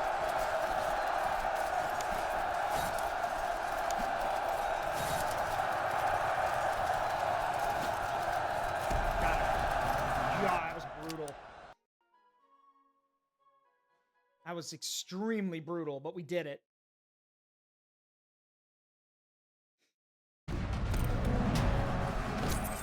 Victory. All right, I'm gonna need a lot of reservists, please. Thankfully, we didn't lose any units. Like, a lot of our guys got bloodied, but no unit was completely wiped out, which is good. Losing a unit this late in the game would have been devastating.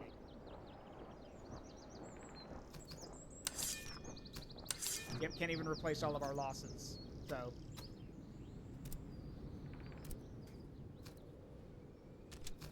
But we got some, but we got a lot of experience out of this.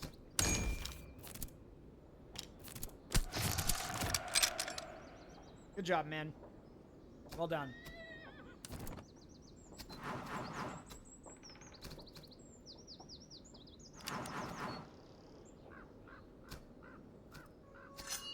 There we go. So yeah, 3rd Brigade still needs to recoup their losses, but everyone else is doing okay. Whew. That was really close. Glory to 2nd Brigade, who basically held the line. They deserve all the praise.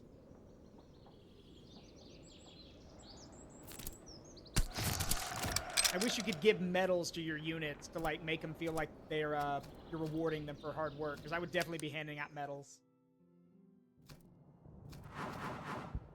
Let's see. God, I hate all of these. Let's see. Pillager, new brigade and reservist costs. Am I 10%? That would actually be handy. Yeah, mass mobilization. All right, where are we going? Last chapter. So, capture Brandenburg. Swedish cavalry, and get the pillager ability. Let's see. The Varvod veteran must destroy 4 forts, get the Carthaginian spirit, which gives us march movement speed, and then march visibility.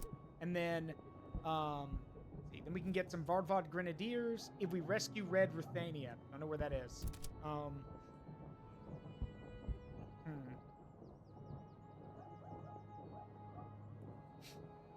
Gonna be honest, looking at the map, I think it would make more sense to take to take Brandenburg, because it's actually closer to where we are. Because if we go further inland, we're risking it. We're risking things. Now, Brandenburg is an important city, that's for sure. Yeah, we'll go here. Let's capture Brandenburg. Y'all can see here on the map. I don't know why in the world I'd be going over there. Hey, Sturkio. So, to give you an idea of where we were, we started here, then we came here, and now our final objective is Brandenburg. I don't know how the heck we were supposed to march all the way over there, or why we would. No, we're taking Brandenburg. So, we're doing that.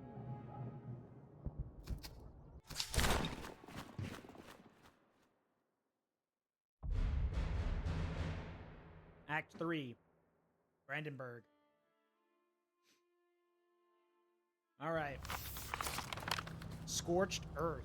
General, the country ahead has been put to the torch. Storehouses are empty, mills are broken, wells fouled, and what little remains is dear to buy. Marauding enemy forces roam the region, burning settlements and destroying what remains to deny your army provisions. This is the enemy's last foothold. Their best troops have been gathered here to make a final stand and force a decisive engagement. Take this region, break their main body, and the war is won. You've carried the army this far. Hold firm and finish it. I'm gonna save. Anyway, what's up, Sturkio? Okay.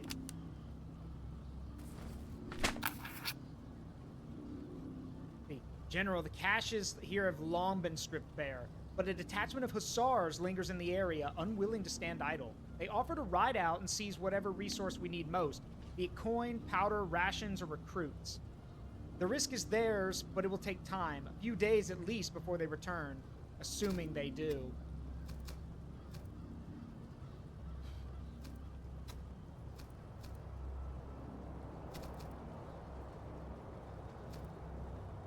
Honestly, at this point, I think I'd rather have the money. Alright. So. Yes, everything's burning. So, desolation. Marauders roam the region, pillaging settlements, and all settlements have no positive conditions. So, everything's going to be more expensive, and there are, like, groups going around burning stuff. So, we got to be careful. Here's Berlin. You know, already in ruins about 200 years before it actually gets blasted into ruins again. No, I will not apologize for making that joke. Any joke where I get to make fun of the Ratsies is always going to be funny. Alright, let's see. Ooh, some good bayonets. Always handy. Take those. Yonkoping muskets. Good.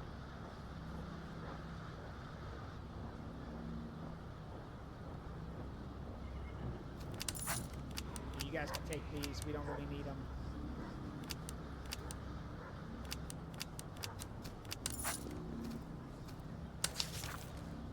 Quartermaster's not... there's some stuff in here, but not anything I'm looking for right now. What else we got? Morale up, max range, accuracy.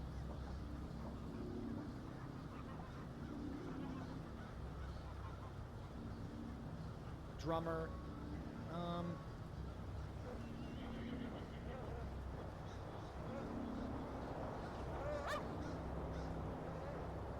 I think we're good for right now.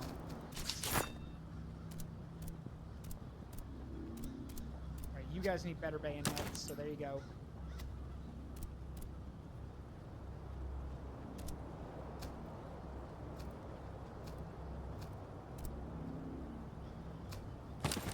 There you go. I need to get some good ranged rifles for my light infantry here. We also need to field another brigade so we can get some cavalry on the field.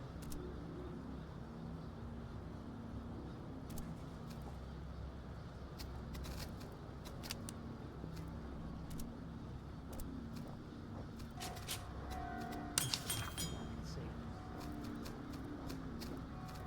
We're not going to find anything here. Can't wait to see it become the main plane of engagement. Yeah, I can't wait to see it become the main plane of engagement for the next 50 years. I mean, basically, yeah. This is the 7 Years' War, so yeah, for about the next 50 or so, 50 to 100 years. Well, actually, no. Prussia or would later become Germany will actually be left alone for a bit. But yeah, once we get toward like the late 1800s, like, you know, 1880s, 1890s. Yeah, we're gonna start seeing Germany become the focal point of the battlefields of the world, and then after that, World War I, and then World War II. So yeah. Anyway, might as well get an early start on history. We'll start by burning Berlin down again. Honestly, it would be kind of funny if you got an achievement for burning Berlin. Done. Alright, move on. We need to take out... Ooh, there's a lot of forts, actually. Cool. We can do that quick. Let's do it.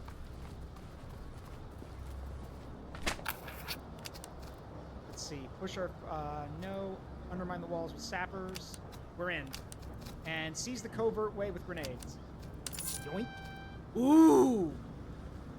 Ooh, nice. Thank you very much. Let's see. Allotment system, replenishment speed. Ooh. Oh, dang. These are all good. Except that one. That little early and then the wrong part of the world for that. But this, replenishment speed up 50% and enlist 100 reservists the first time you enter a settlement. That's amazing. I'll take it. That's great.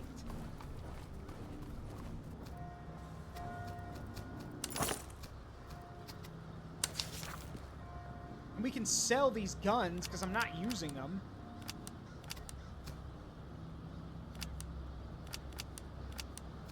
Thank you.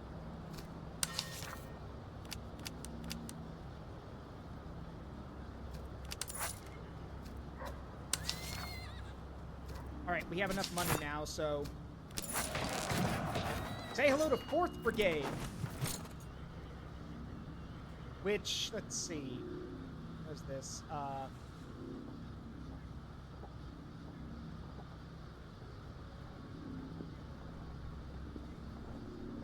I hate that. You're a very shitty officer. But... Let's see. I'm gonna put you... Yeah, I'm gonna put you over here.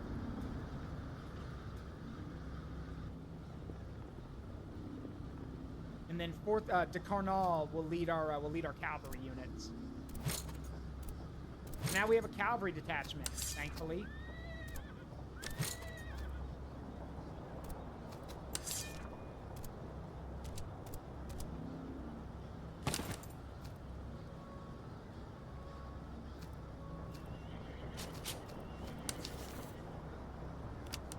going to help a lot. Also going to buy some more grenades because we use the grenades to take the forts. It's easier to take them with grenades. So, all right, on to the next one. I cast Fireball. I mean, that's technically what a grenade was back then. Command headquarters. Your Grace, our sudden advance has borne unexpected fruit. The enemy's forward command post was taken by surprise. Its staff scattered before an alarm could be sounded. We've captured several officers and recovered maps, dispatches, and ledgers from within. It's a rare and valuable stroke. Orders await your review. Yoink. See if they got anything over in Zorndorf.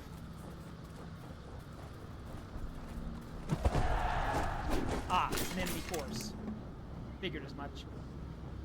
Alright, the Gustavian Doctrine. This commander uses Gustavus Adolphus's doctrine.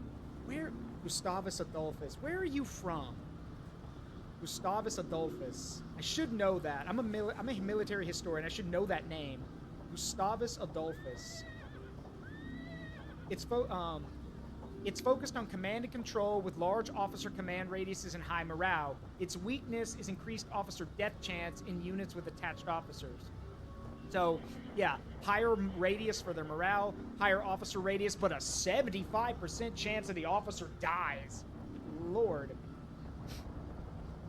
Okay, so, this is an elite army.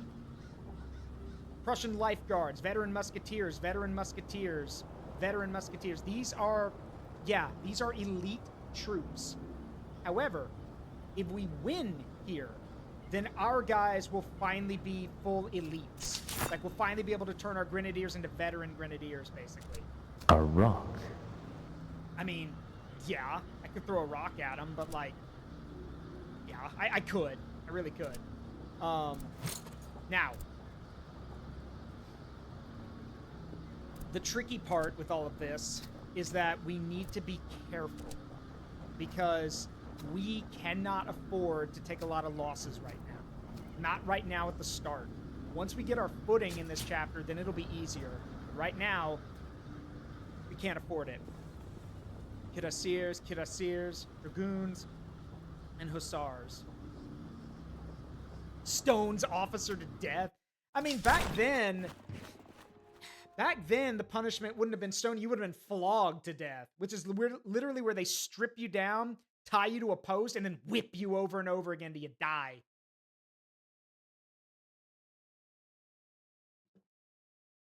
I mean, though, to be fair, officers were usually given exemptions. So, rank has its privileges, you know. Okay. It's likely to be aggressive. All right.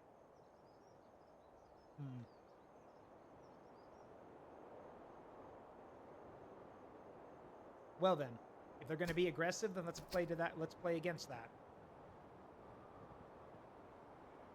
I want 3rd Brigade on the left in the woods, so we can take pot shots at anybody trying to come through the woods to engage us. 2nd Brigade takes the center. As always, I trust 2nd Brigade to hold the line, and they need to get good at holding it. 1st Brigade takes the right, position of honor, and they've all, at least in our forces, and they've never let me down on this flank. So, and finally the cavalry. I'm gonna keep the cavalry in the center because I don't know where the enemy's gonna come, where they're gonna send their cavalry. And they have 4 units of cavalry to our 2. So we need to be able to see where it's going and how to counter it. All right, let's move. 3rd Brigade into the woods. Prepare to skirmish. Whoop. 2nd Brigade to the center.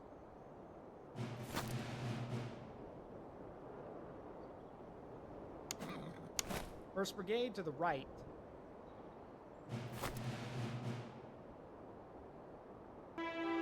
I think this calls for a little history lesson. Most interesting fact you know about Swedish history. That'd be about Charles XII. Charles was probably like one of the youngest rulers in history, and yet, because of how effective his army was, Yeah, for a time, the Swedish Empire was basically undefeated. And Charles was, like, beloved by his men. Remember, he was, like, in his, like, I think he was, like, 15, 16, 17? Yeah, like Sabaton says, 15 years have I been waiting to take my throne. He was 15 when he took the throne, and only a few years later, he was basically beating down and conquering everyone that he fought against. So yeah, he was basically, like, probably one of the youngest conquerors out there, but that's mainly because of the skill of his troops, not really his skill. Not to say he wasn't good as a leader, he was, but at the time, the Karelians, like the Swedish army, were all veterans and all masterfully trained, and were masters of shock tactics. Like, you gotta understand, these guys were still using pikes at the time. Like, while most of the armies of the world had switched over all to muskets, a third of the Karelians were still using pikes. So they'd advance with their pikes and with their muskets toward the enemy till they could see the whites of their enemy's eyes, fire point-blank volleys, and then charge. And as you can imagine, that was outright terrifying to see a bunch of guys screaming at you with bayonets, swords, and whatever else they had on hand. That was terrifying to witness. Again, shock and awe has its place.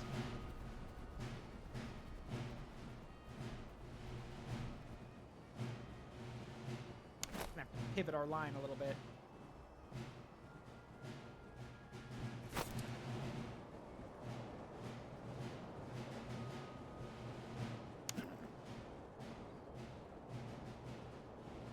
I think I'm going to keep my cavalry over here on the right so we can work with the grenadiers to push the line. Because now the grenadiers can't do it themselves. They need reinforcements.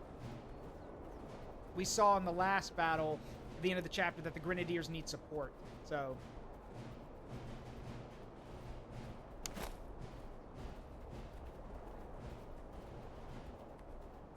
note to self, give those Gronzers better weapons.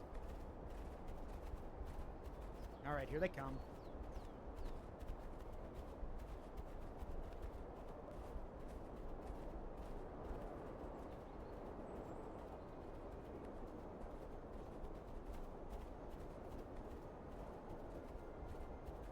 Sounds great, Grinex.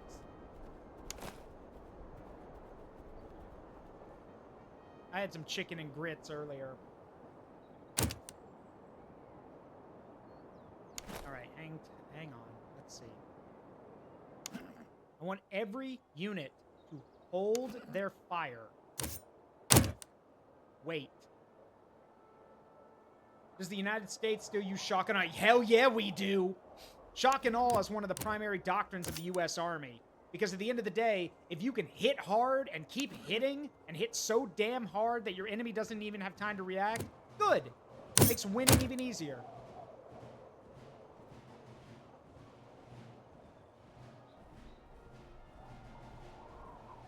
Alright.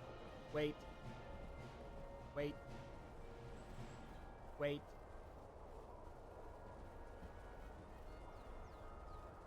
Fire.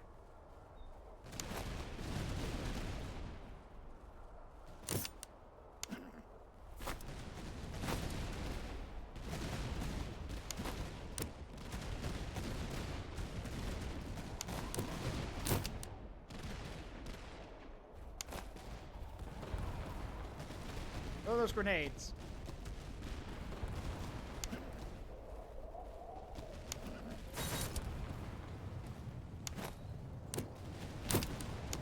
Grenadiers, switch to your buckshot rounds. Make them count.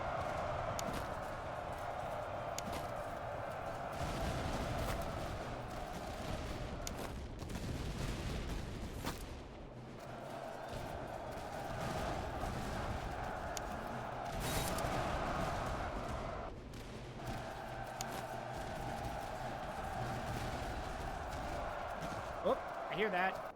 Where is it? Where's it coming from? Who's charging? Oh, it's these guys. Okay. Countercharge. Beat them in battle.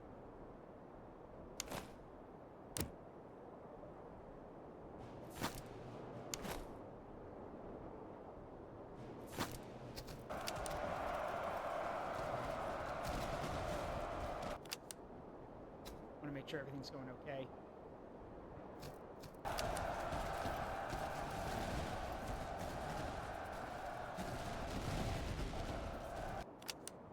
Alright. And our cavalry just broke theirs, so let's have some fun. Keep chasing them for a bit. Because then we're going to swing around.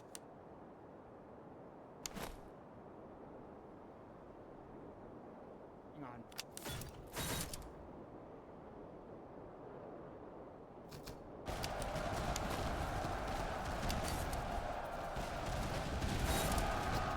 Okay, now, swing around.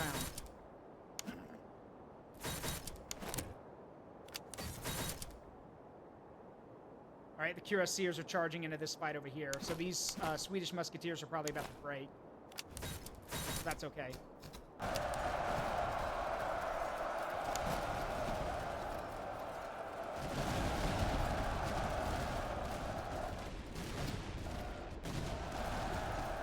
Let's say, freaking fly in my face. Seriously? Alright. Oop, add. Sorry, I'll be right back.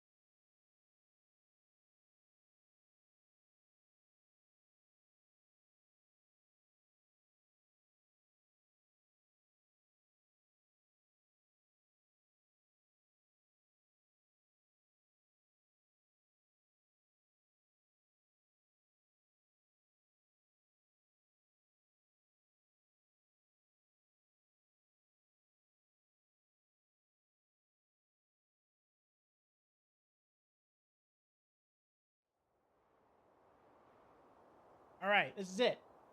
Let's do it.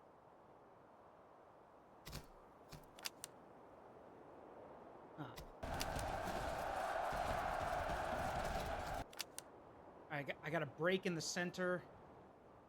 That's plugged up right now. Hopefully it stays that way. Things are going okay over here.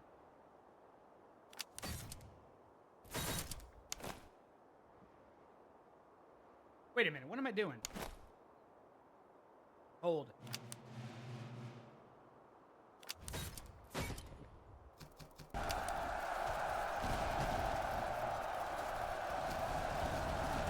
Alright, they're breaking over here, so now we can hang around.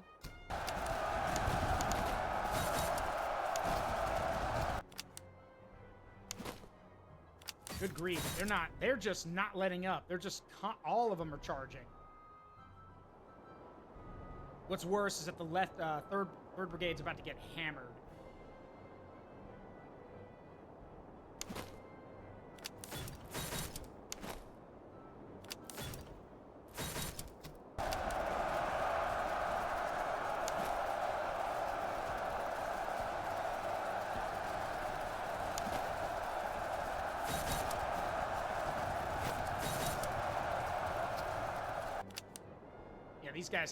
These guys can't fight. Well, I mean, they can. They shouldn't be fighting in melee, but they can.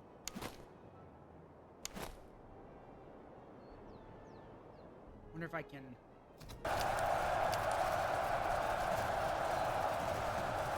I'm hoping they can hold for just a minute. The Grenadiers are breaking through over here, so if we hold out just long enough...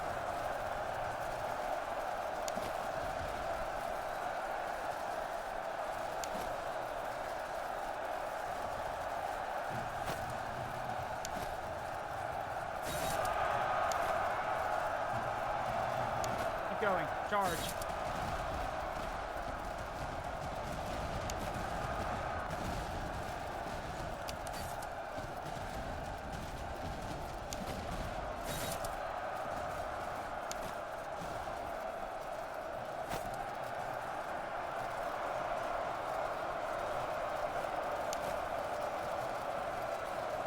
Yeah, I've got an entire army of like grenadiers and cavalry just crashing into the line.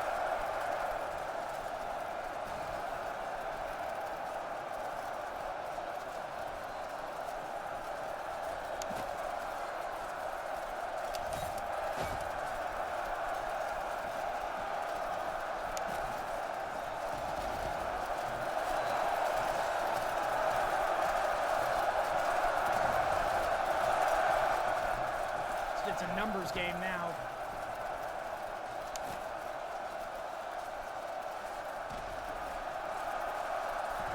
Yeah, it's all a numbers game.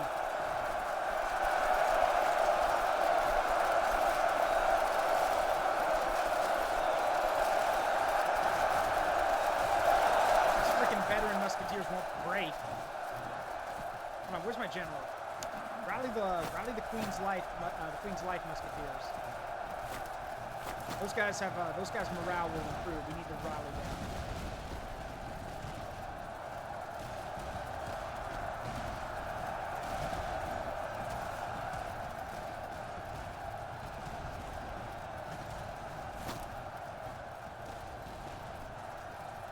Oh, killed the lifeguards general over here with foot Jaegers. All right, rally.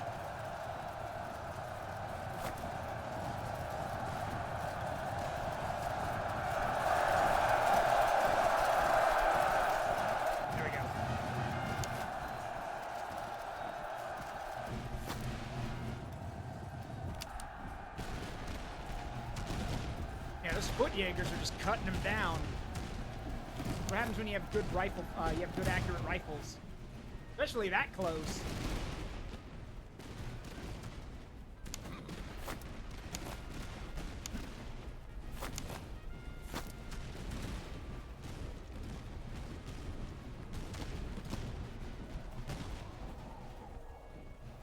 I'm honestly surprised they're still holding out over here.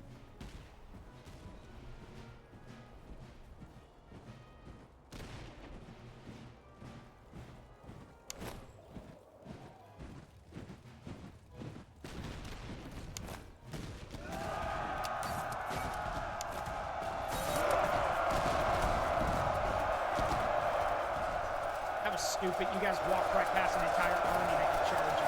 Idiots.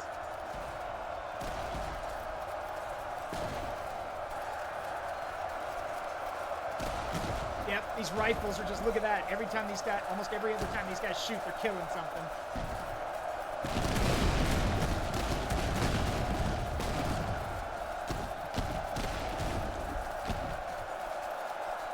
Yep, there they go.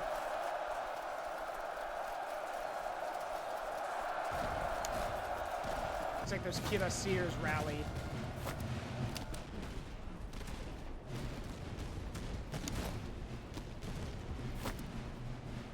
Yep, the last unit they have basically rallied. It's because they got their officer with them. If he dies, they'll break.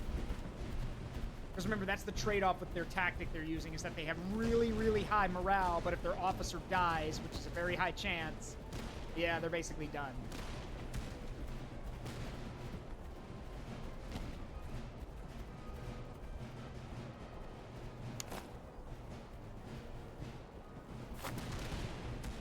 Yeah, congrats on the 15th streak, Delta Zero. It means a lot. Thank you.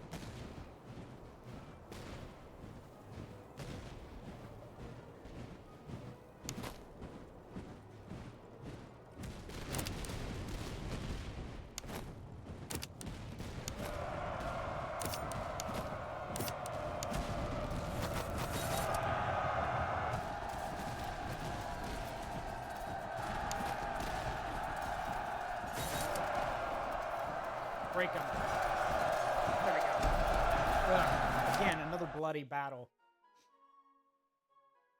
The problem is, so this is, realistically, this is actually a pretty good depiction of what happened to Charles XII's tactics. Over time, his enemies got more and more adept at fighting or dealing with the Carolean shock tactics. Eventually, they just stopped working as well, because the enemy just knew how to counter them and had better morale and knew how to brace themselves. And again, if the shock tactics didn't work, then, well, Charles's army kind of lost a lot of its effectiveness.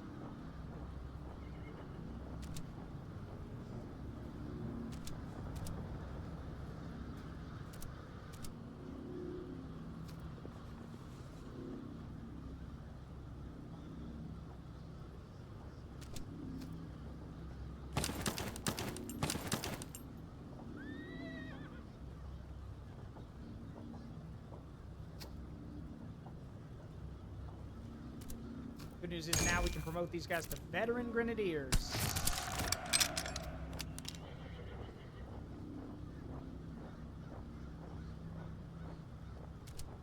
And you guys can become foot Jaegers.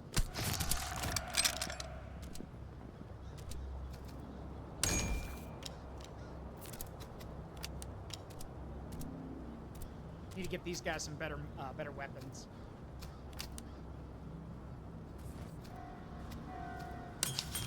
You have anything good for yeah, got Soul muskets, which are good.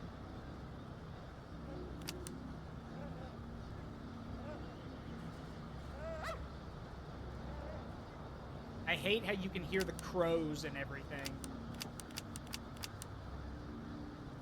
which means there's death in the air.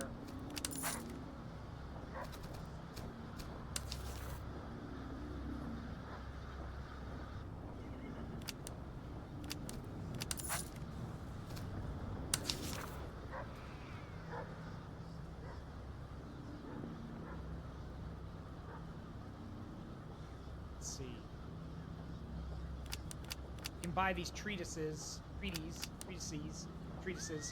we can use them to upgrade our stuff once we switch to a new thing. I think we're gonna go with okay,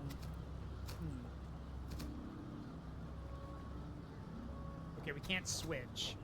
Figured as much.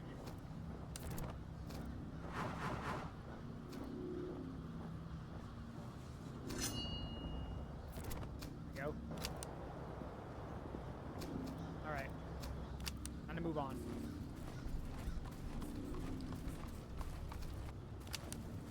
We'll take the sport next. Let's see. You guys don't need bayonets. Having attached bayonets actually makes your guys less accurate. so they don't need them.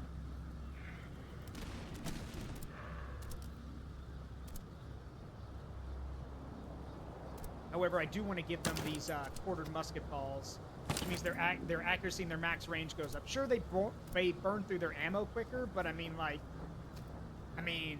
they're light infantry. I don't exactly expect them to be, you know, I don't expect them to be firing volley after volley.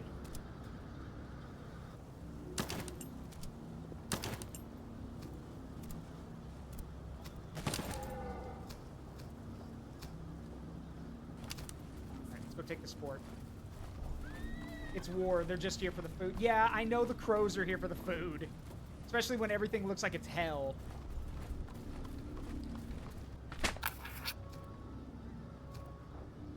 Yeah, search quickly and leave. Alright, one more fort. Oh, crap. Those guys... Oh, crap. Yeah, those guys are burning everything. Get to this settlement first.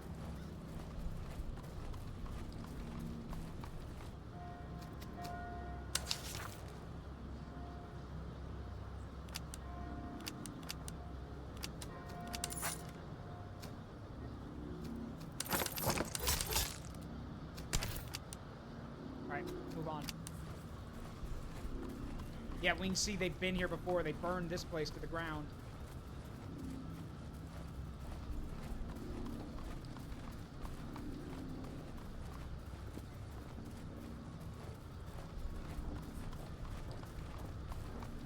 Everywhere. Are they gonna burn everything? I wouldn't be surprised if they tried it, actually. Yeah, these are marauding armies. I don't have the reservists for that, so... Let's try this fort over here. And then hopefully we can get down to this town, and maybe there's another one over here before these guys start, well... Yeah, burn and loot and turn and shoot, and they're basically, well, slaughtering their way through everything. Hey, Barusa. Oh, Your Grace, we stand before a true fortification of modern design. Laid out in the star pattern and ringed with a series of redoubts, each fully garrisoned, a regular siege will be necessary to reduce it. Our artillery must be brought forward, along with sufficient provisions and spare troops for the duration of the operation. It is possible the enemy may attempt to sally forth and engage in a pitched battle, and should such an effort be made, it is likely the forces sent are drawn from their field headquarters, weakening their strength elsewhere. Ladies and gentlemen, this is a star fort. Star forts were, if a star fort was set up somewhere, those guys were there to stay. Taking a star fort meant that you needed not only overwhelming numbers, but a ton of guns. Because not only would you have to take the trenches, you'd then have to take the redoubts, and then you'd have to take the walls, which is, yeah. Entrench around the forts. Surround the redoubts with entrenchments. Redoubts captured. Your Grace, the outer works are carried. Our men went in with bayonets fixed, turning the captured pieces upon the fortress and driving the enemy gunners from their posts. We may push to the covered way and plant batteries nearer the curtain, or halt to dress the ranks, bind wounds, and bring up powder before the next advance.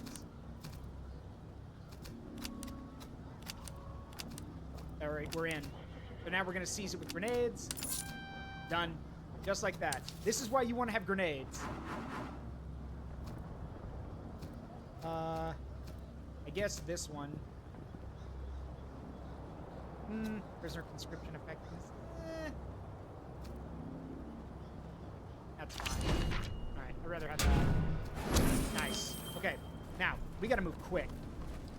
Because we're out of reservists and we've taken some losses, so we need to get over here and, like, get some men.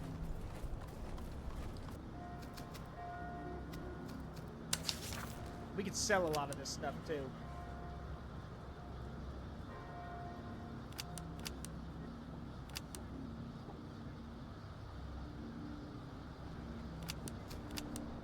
Oh, they don't have the funds? Well, in that case. There we go. Yeah, it's fine. There. Give me that. I need the money. So, because I need to be able to resupply my men.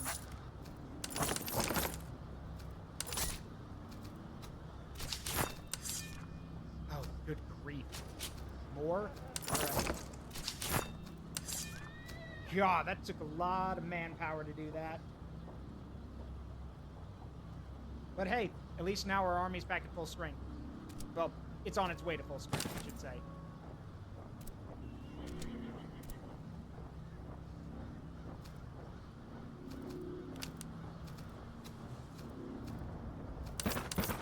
Oh, you can hear gunfire in the distance. Those guys are actively attacking places.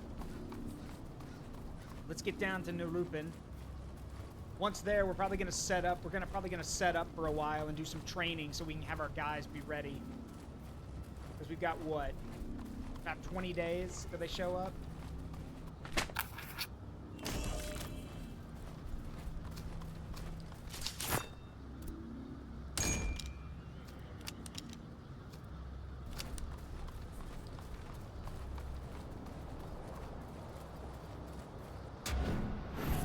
Good, some more cab. Always nice.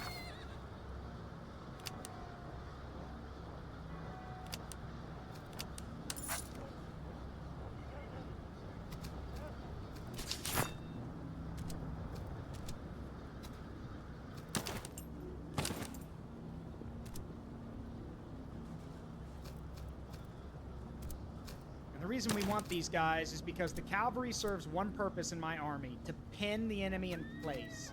That's it. That is all they're here to do. They don't have any Jaeger rifles or anything, which sucks.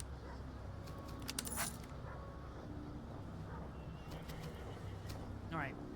Get some reservists just in case. Then we need to buy ammunition. Mainly because I think for now, we're going to basically dig in and do some training. So, do some drilling.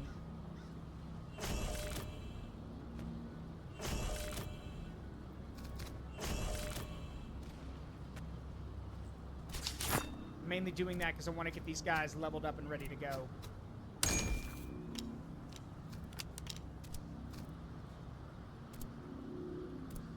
Oh, you guys got to be level 6. Good grief. Good veteran cab. Always nice.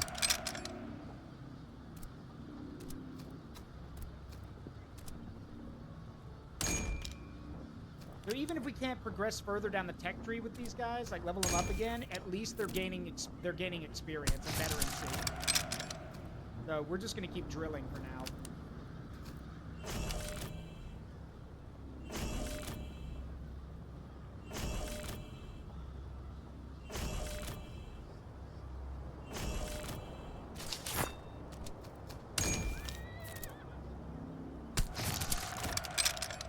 Got some veteran grenadiers.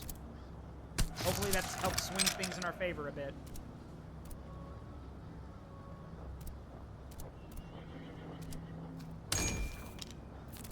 Veteran musketeers. Lifeguards. These guys are all veteran cav already. Now you guys are lacking in morale, but you're just gonna have to deal with it.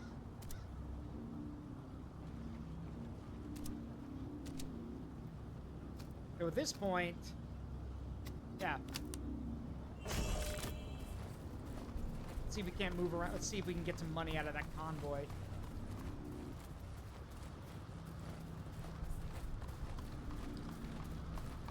Oh, crap. I see that rogue army over there.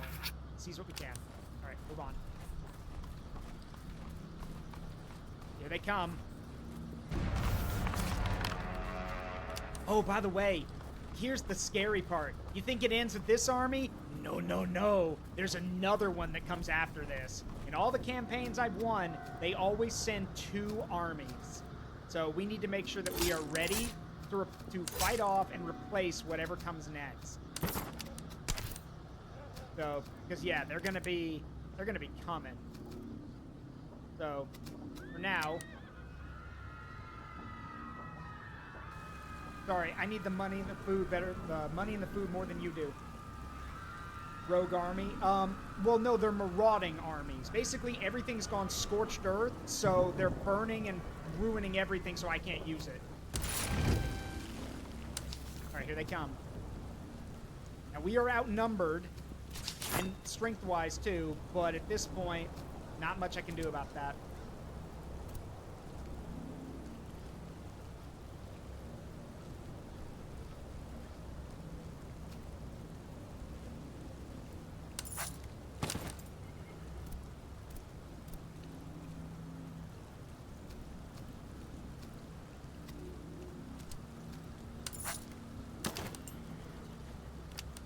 Yeah, I'm gonna give you guys that just in case. You never know.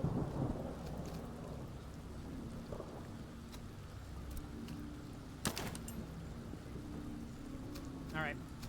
They're right there. We meet in the field of battle. All right, it is a Prussian force using Frederick the Great's doctrine. Good God, that's a lot of cannons. Y'all can't see it. There are 6 cannons here. They have a full army, 5 brigades, maxed out veterancy for almost all of them. Let's see.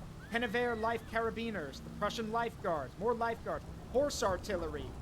Oh God, the Death Head, the Totenkopfs, the Death Head Hussars, Prussian Grenadiers, more Horse Artillery, Veteran Grenadiers, Veteran Musketeers, Cuirassiers, Dragoons, Hussars, and 4 units of artillery. Good God, do you think you brought enough guns?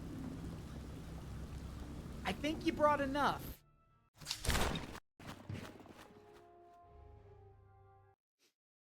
And yes, once we beat this one, they'll send another one.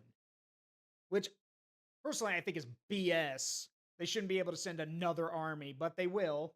But we'll have more time to prepare for it. Like, I think we'll have, like, a month. Or maybe a week or, like, 2 weeks.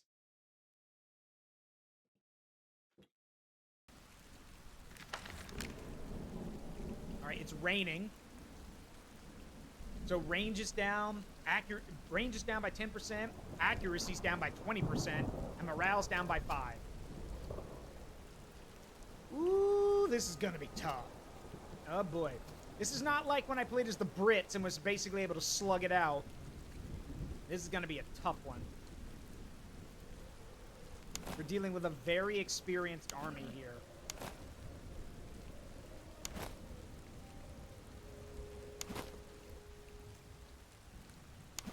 Because they're using Frederick's doctrine, they're going to be moving fast and trying for flanks.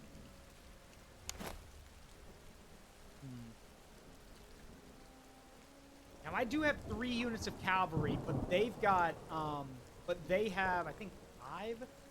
Let's see, 1, 2, 3, 4, 5, 6.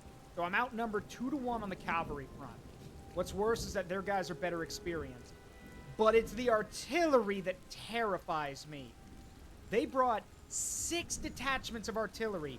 That's a lot of guns.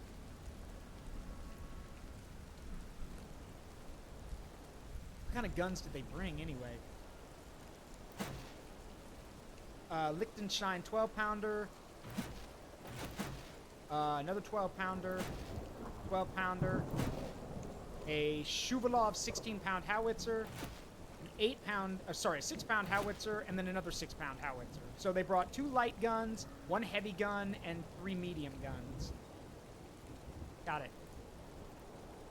Okay, well the good news is that 3 of those are howitzers, so half of the guns are very short range, so we can stay out of that. But the issue remains the same. I'm outnumbered by at least a brigade. But I'm going to view this as one of their brigades is nothing but artillery. If we can literally get into the back line and take out that artillery, we can crush a whole brigade, which would be great. Okay. First brigade, switch to buckshot rounds, because you're going to be getting really close, like it or not.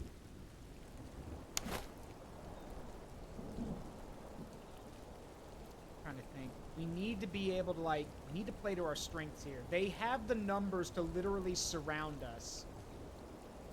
So I need to find a good spot of terrain where I can negate that advantage. Plus, we need to, like, we need to march to meet them, because if we just sit back, well, maybe we could sit back and wait. We may sit back and wait, because that means their army will march faster than their artillery, which means we might be able to do some damage where the guns get into range.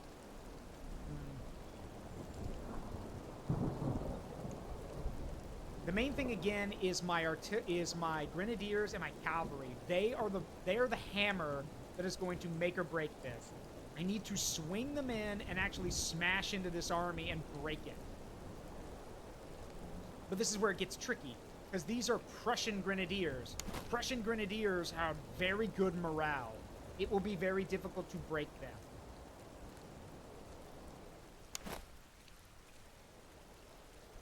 Now, granted, my morale on my men is a lot higher.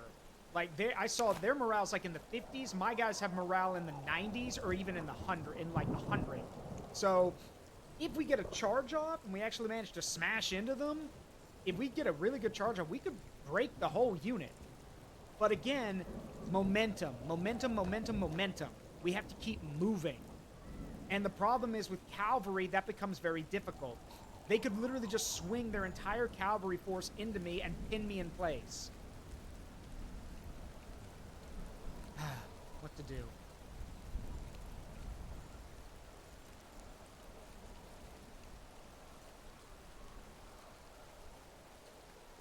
The weakness with Frederick's forces is that they lack range, but the problem is that my guys have to get close to be effective, so it's basically moot. They have nothing but advantages.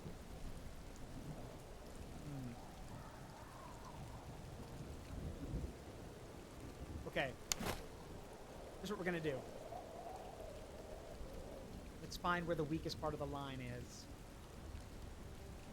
Well, it definitely ain't over there. It's over here. Veteran musketeers and normal grenadiers.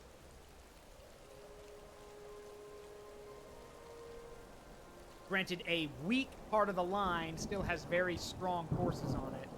But, well, you know. Okay.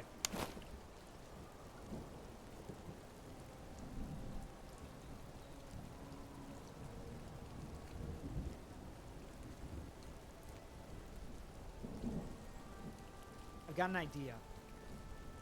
Now, the problem is this is going to require a lot of micro. For those who don't know, there's micro and macro in games like this.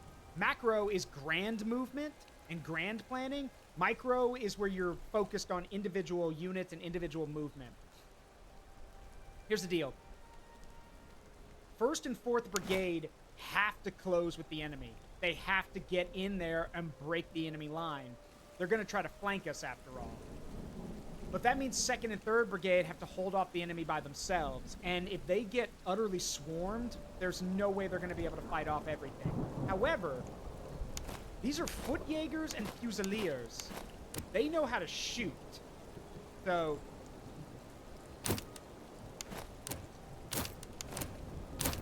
yeah, load your quarter shots. You're more accurate.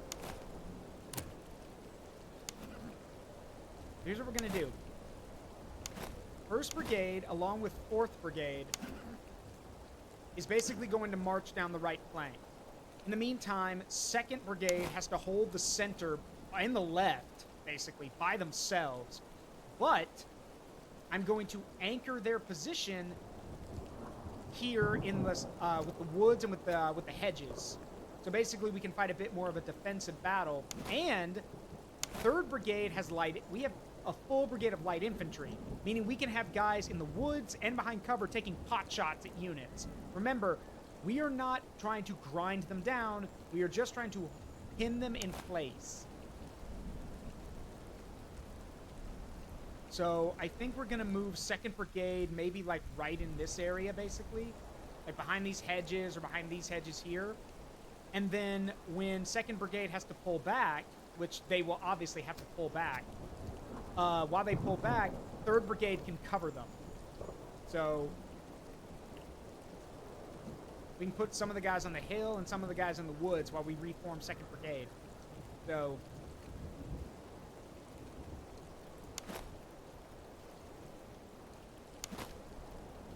let's put some of them over here to get in those woods. And then you guys can also get in the woods too. You can be over here in these. We're basically going to have these riflemen and these light infantrymen basically cover the woods.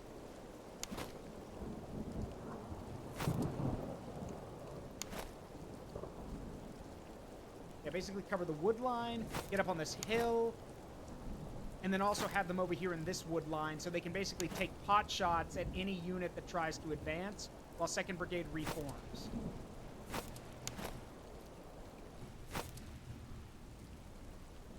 Meanwhile, 2nd Brigade.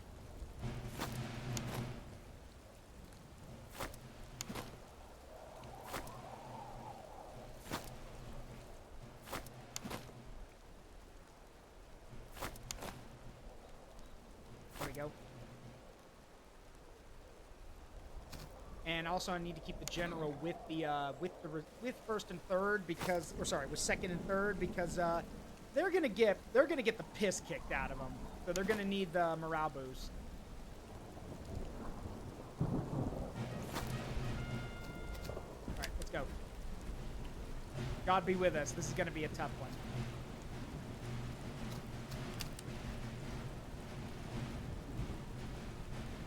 Oh yeah, they're already starting to flank us. Yep, they've stretched out the line so they can flank us. Has to be expected. And we move to basically counter them. Or at least pin it, or at least try to slow them down.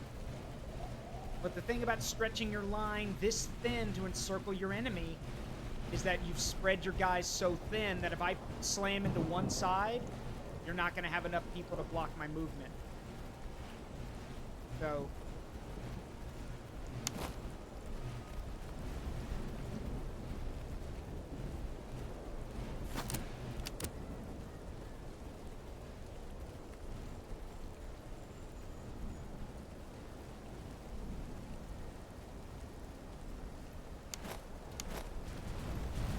Yep, they're already starting to take shots with the cannons. That's fine.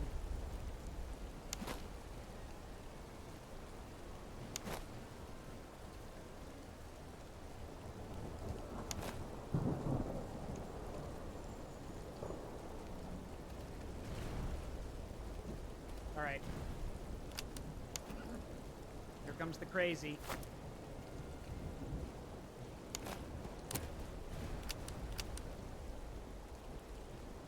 Grenadiers, hold fire. Advance.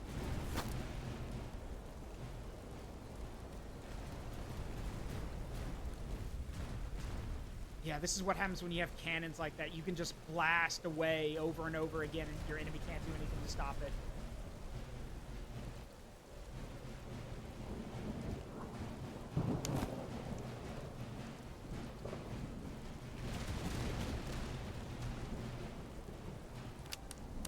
Get up, guys.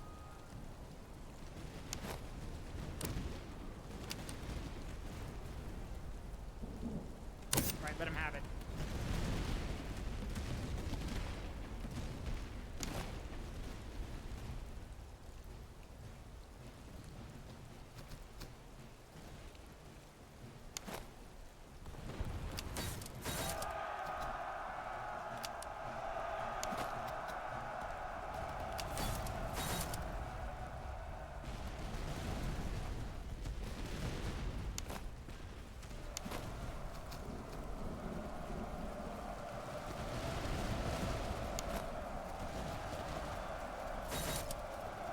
Got that unit to break. Move, move, move, move. On to the next one. Get the cavalry moving too. Time to start exploiting some gaps.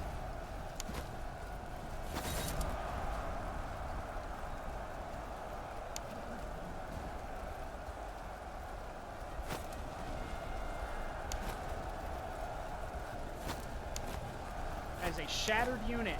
Good job. Reform in the woods, though. Here comes trouble. Alright, their cavalry's trying to think about what to do, so... I'm gonna pull back over here. Pull back. Line's starting to become untenable. We need to pull back over here, too.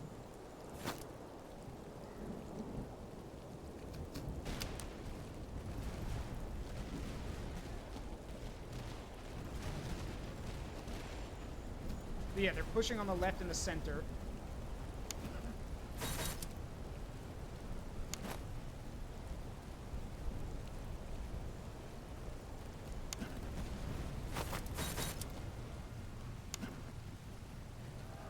Uh-oh. Heard that. Who's charging? Ah, of course it's these guys. Why wouldn't it be? Okay. Do I have anything nearby? Not really.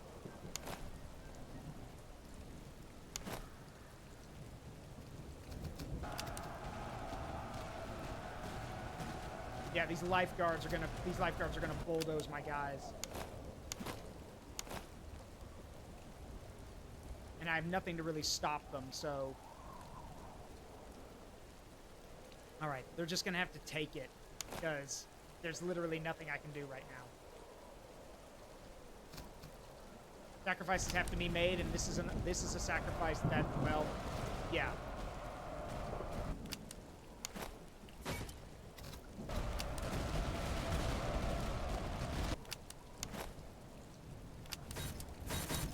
Countercharge. Alright. And now, Grenadiers, begin marching.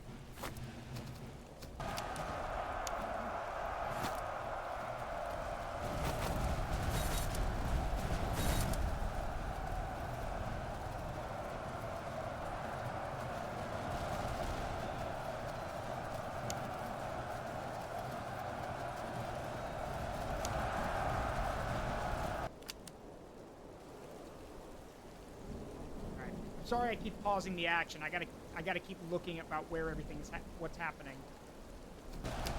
Yeah, the left flank is basically gonna collapse at this rate. Those foot Jaegers cannot hold off lifeguards. They're not equipped for that. The good news is, though, with that charge, we may just be able to turn the center. Hopefully.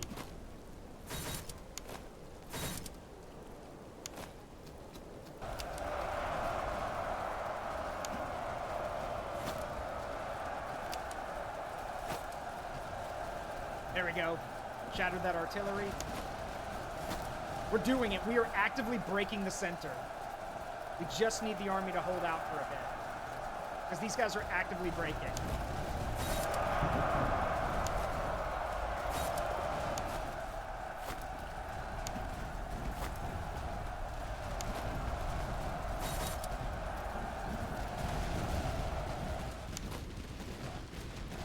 It's turned into a huge clusterfuck over here, though.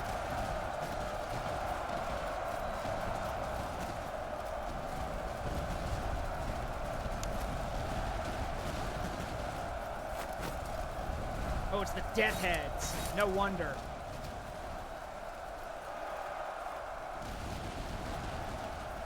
Let's see how you do against my veteran grenadiers.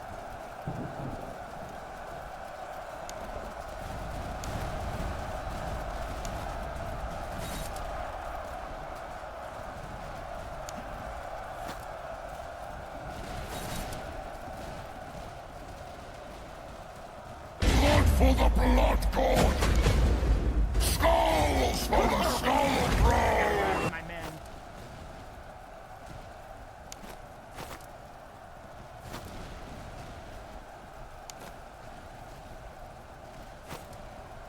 Let's try to rally somewhat.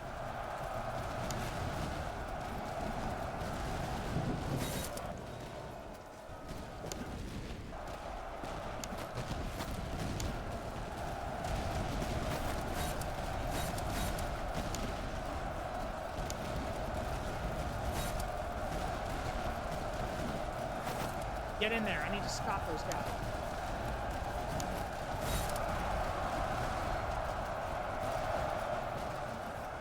Those life carabiners.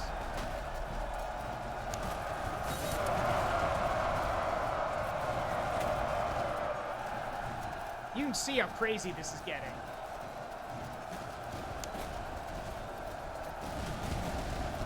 Alright, they're gone. Get the guns.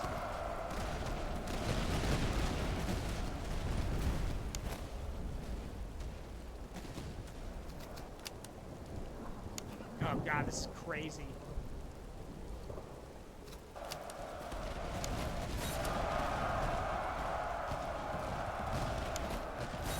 Kill the guns, then we basically... Sorry, it was that fly again. I thought I had it. I'm trying to concentrate, it keeps getting right in my face.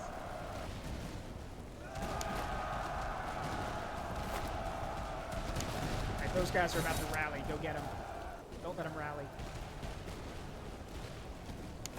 Okay. We need to swing the line.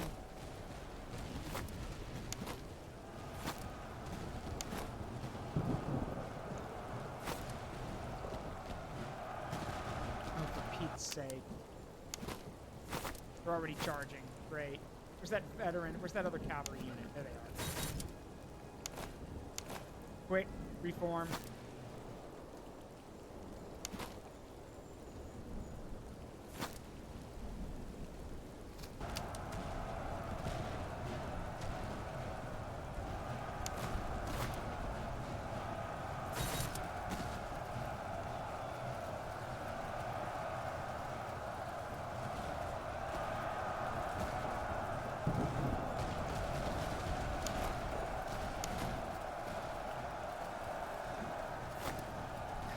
Ridiculous. Just break and run. Quit coming back.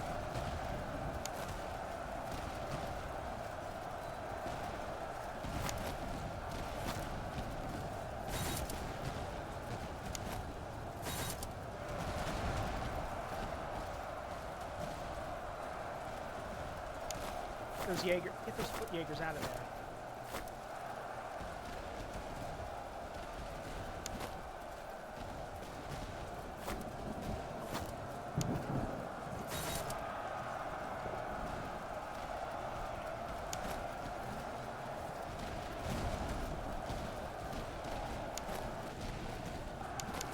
Care of that. But those those carabiners who refuse to die, and this group of Prussian grenadiers are still alive. Meanwhile, my men are still trying to pull themselves together, so hold on. Group up. Take a minute and group up.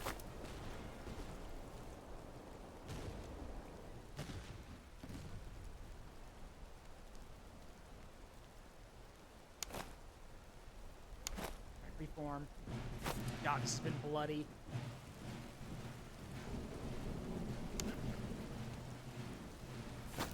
Yeah, we need to reform the line because they'll definitely be coming back.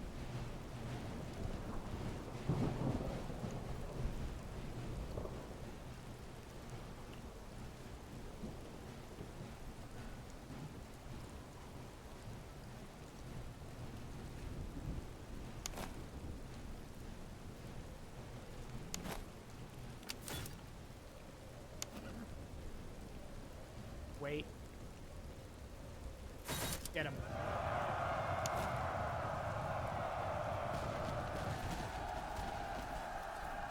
Come on, smash him.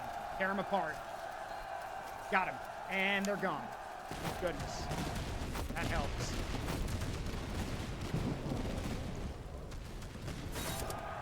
Alright, you want some too? Fine. Here comes trouble.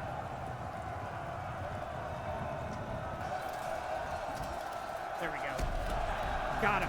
All right. Woo! That was brutal. That was incredibly brutal. Thankfully, we didn't lose any officers, and I don't think we lost. I hope not, anyway. And we didn't lose any full units, which means we can replenish. But the battle's not over. Nope. No one dead. Thank God.